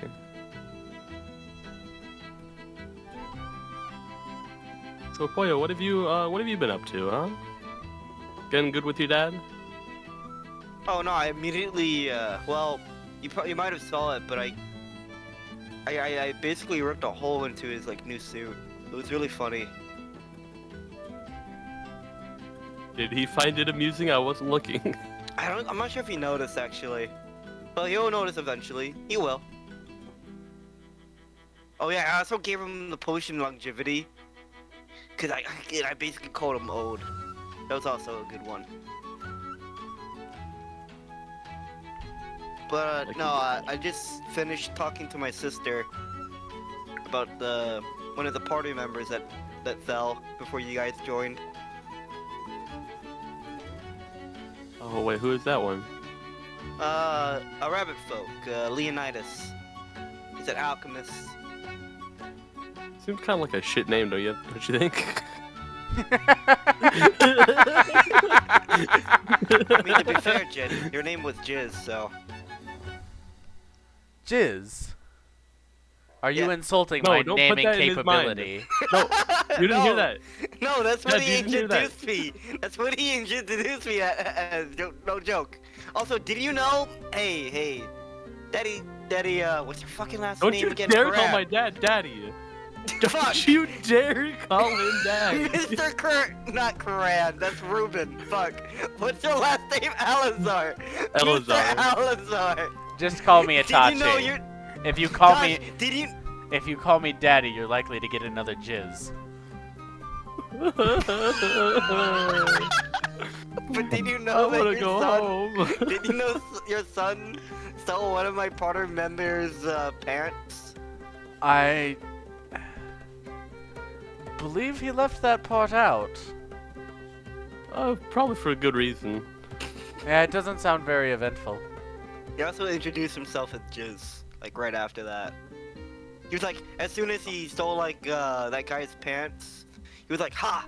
Get jizzed," and he ran away. And he ran off. Ah, like that. Polyo just altered his own mind, so that's just what he thinks happened. It's That's not like actually what that. happened. It's like that one book about the orb guy who shouted it was orbing time and then orbed everywhere. Yeah, I can't say I read much. It's I not don't worth think you can reading. read it what all, you're do you? talking about. It's not worth Oh. reading. I can read it in Draconic. Well, I used to read it in Draconic, but it's just slipping. Used to. Been a while. Yeah, Been a let's go while. with that. It's been a while. Well, I have access to your old tutoring stuff if you're ever interested in picking that back up again. I assume the answer's no. No, I hated my tutor. He was very bad. Well, maybe this one will be better. If I offer to be your tutor, are you going to assume your dad put me up to it? I mean, he does seem like the type of person to like plan this out. He Plans within plans. He certainly planned for me to meet Jin, which I was aware of. Yeah, but didn't you say it's been like a while since you guys? It has. It's been, Wait a second. You said that your Polyo's dad wanted us to meet? he made sure that I was working this event specifically. Today would normally be one of my days off. Polyo, how long has your dad known about this? I don't know. I barely talked to the guy. Go and talk to the damn guy. But he's an asshole. I hate him. He fucking. You know what he did? On my birthday, he fucking put me. He fucking put me in the middle of nowhere, and I had to live in a tree until I could find a job. I had to attack squirrels every day, Jin. Oh no, that sounds so terrible. Have you ever met a That's, squirrel? I have, yes. Not unlike what I did to Jin, I guess.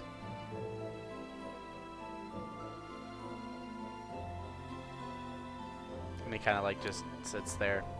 You can see he's like starting to tear up a little bit. Oh, I'm sorry. Shit. No, it's all right. It's not your fault. Wasn't really my fault either, but I can't help but feel guilty about it. I can't really say it's anyone's fault, to be honest. Just sort of Rocks fall, everyone dies. bad timing, yeah.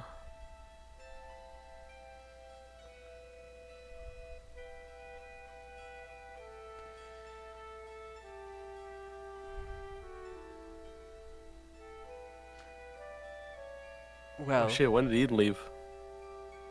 Who's Eden? I believe Eterna stepped out to get some fresh air. Aren't we outside? I thought this was an outside venue. This is not an outside venue. We're currently Where inside. am Oh shit, where am I? Who are you people? We're currently in the main ballroom of the Faymentine Manor. What There year are is it? several side rooms, as you can see right there, and there, as well as some more on the second floor. And We do have a garden. out back there is a garden. But no, we are currently inside. If you missed that bit of description that your dungeon master put so much work into. Listen, I'm tired, okay? I'm sure your dungeon Don't master will fuck find a don't way to try to forgive you be- eventually. Fuck you, Jordan. It's alright. Anyways, I'm gonna stop pretending like I actually care if you listen to my descriptions or not. We're actually out in the ocean right now. We're playing raft. Yeah, we're on a raft right now. But it's a sky raft in the sky ocean. In Skyrim. In the Scotian. In Skyrim. But, Is there a sky ocean in Skyrim? If not, there should be. Wouldn't you like to know? there's be pretty space, the space count as a sky ocean? Actually, what's the fucking like dragon place? That's What? basically like Sky Ocean. Like Sovngarde or like... Sovngarde, that's what it's called. It's not a dragon place, that's a Nordic place. SMH. Sky- Yeah, but Ocean. Alduin was there. Well, Alduin isn't there when you beat the game, so... Oh, the spoilers! Oh my god. Oh, damn it. Can't bro, believe I'm you so just sorry. fucking spoiled Skyrim. You know how many people have thousands of hours in that game and have never beaten it? And now you've just spoiled the ending for all of them? Oh, nobody God cares damn. about the main quest anyway, so it's okay. Speak for yourself. Well, I care about the fire breath shouts, and that's it. That's the only reason why I do the main quest. Bro, half the time I forget to even use the shouts. I only use it because I want to fall off like a cliff or something. Cause like there's like this spell that makes you immune. Anyway, this isn't about Skyrim. I would We've gladly gone off talk- on a tangent. Sorry, Dad. I would gladly talk 2 hours of talking about Skyrim. I would gladly do that, but this is not what the session is about. Nope, sure isn't. So where you guys were heading off to? Or you just guys like I strolling believe- around? I believe Jin was introducing me to all of his compatriots. Yeah, but most of the people in our party seem to have run off somewhere. Can't really see them. We're also missing one. I hope Ruben's alright. I'd hope so too. The javelins were... Bro, don't spoil the surprise. He's not Oh, even here Sorry. to be spoiled in. But I don't want to be spoiled, Jen. What the heck? Well, you did just spoil the ending to one of my favorite books called Skyrim. So I suppose fair is fair. Canon now. Okay, Darth Vader is Luke's father. There you go. No. So what is with fathers in this episode? Hmm? I know, maybe it's a theme going on. I don't know. I don't have the meta complexity to understand my own themes of my own story, you know? I got the title for this episode, guys. Daddy issues? Thigh-high daddy issues. Oh god. Let's Well, go! Good luck remembering that. I don't Well, know. you're gonna I have don't to watch know. this. I don't know what the title of this video is actually going to end up being, but whatever it is, know that it's really named Thigh High Daddy Issues.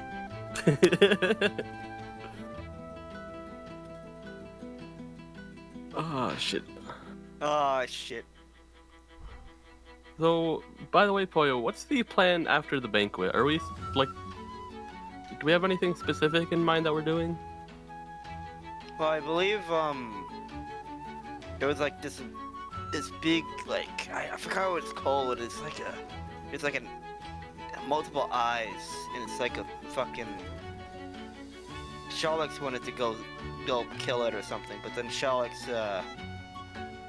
it's kind of you know, Gone. out of commission for Out now. of commission. Yeah, there you go. You feel a sudden flashing pain across your scales. Whose scales? Mine or Toyo's? Poyo's. Okay. Oh, geez, oh. I need ointment. Oh, you got a rash or something? Something like that.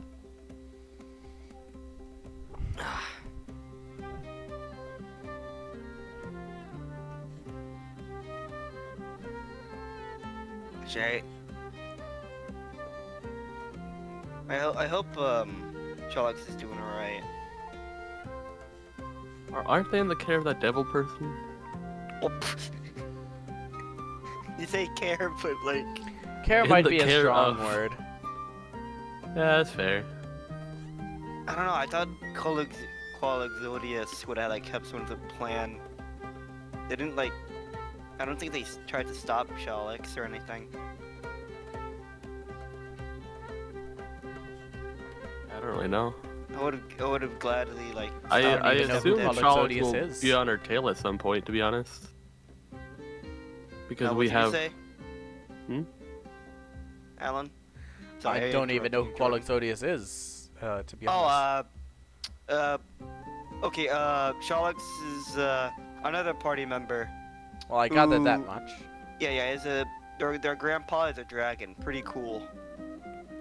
Interesting. We're also technically related, but, well, Jin is technically related to them. Jin, Uh, do I have grandchildren? no. Good, you're too young for that. Excuse me. Oh, that's fair, actually. You don't have. Besides, Your you're name off is Jin, You don't adventuring. have Riz. Yeah, who can have children while adventuring? Wouldn't Imagine be having a baby responsible. while going on like a dungeon delving adventure. Certainly wouldn't be responsible. I can't imagine that, Jin. Wait, are you implying that you're pregnant right now? God, I love saying rude stuff in front of people's dads. I was about to say something weird. Oh no! I was about to say, do you want me to be? All right, session canceled. Really enjoyed playing Dungeons and Dragons with all of you guys. There won't be any more sessions after this one. I'm gonna go bury myself God, alive J-Rock- and slowly suffocate J-Rock is under the weight actually of my listening in, mistakes. and he got so disgusted that he fucking kills himself. Just has a heart attack right then and there. Yeah. And just like what happened to Itachi, rocks fall and everyone dies. Good game, Yeah. The everyone. ceiling collapses. Yeah.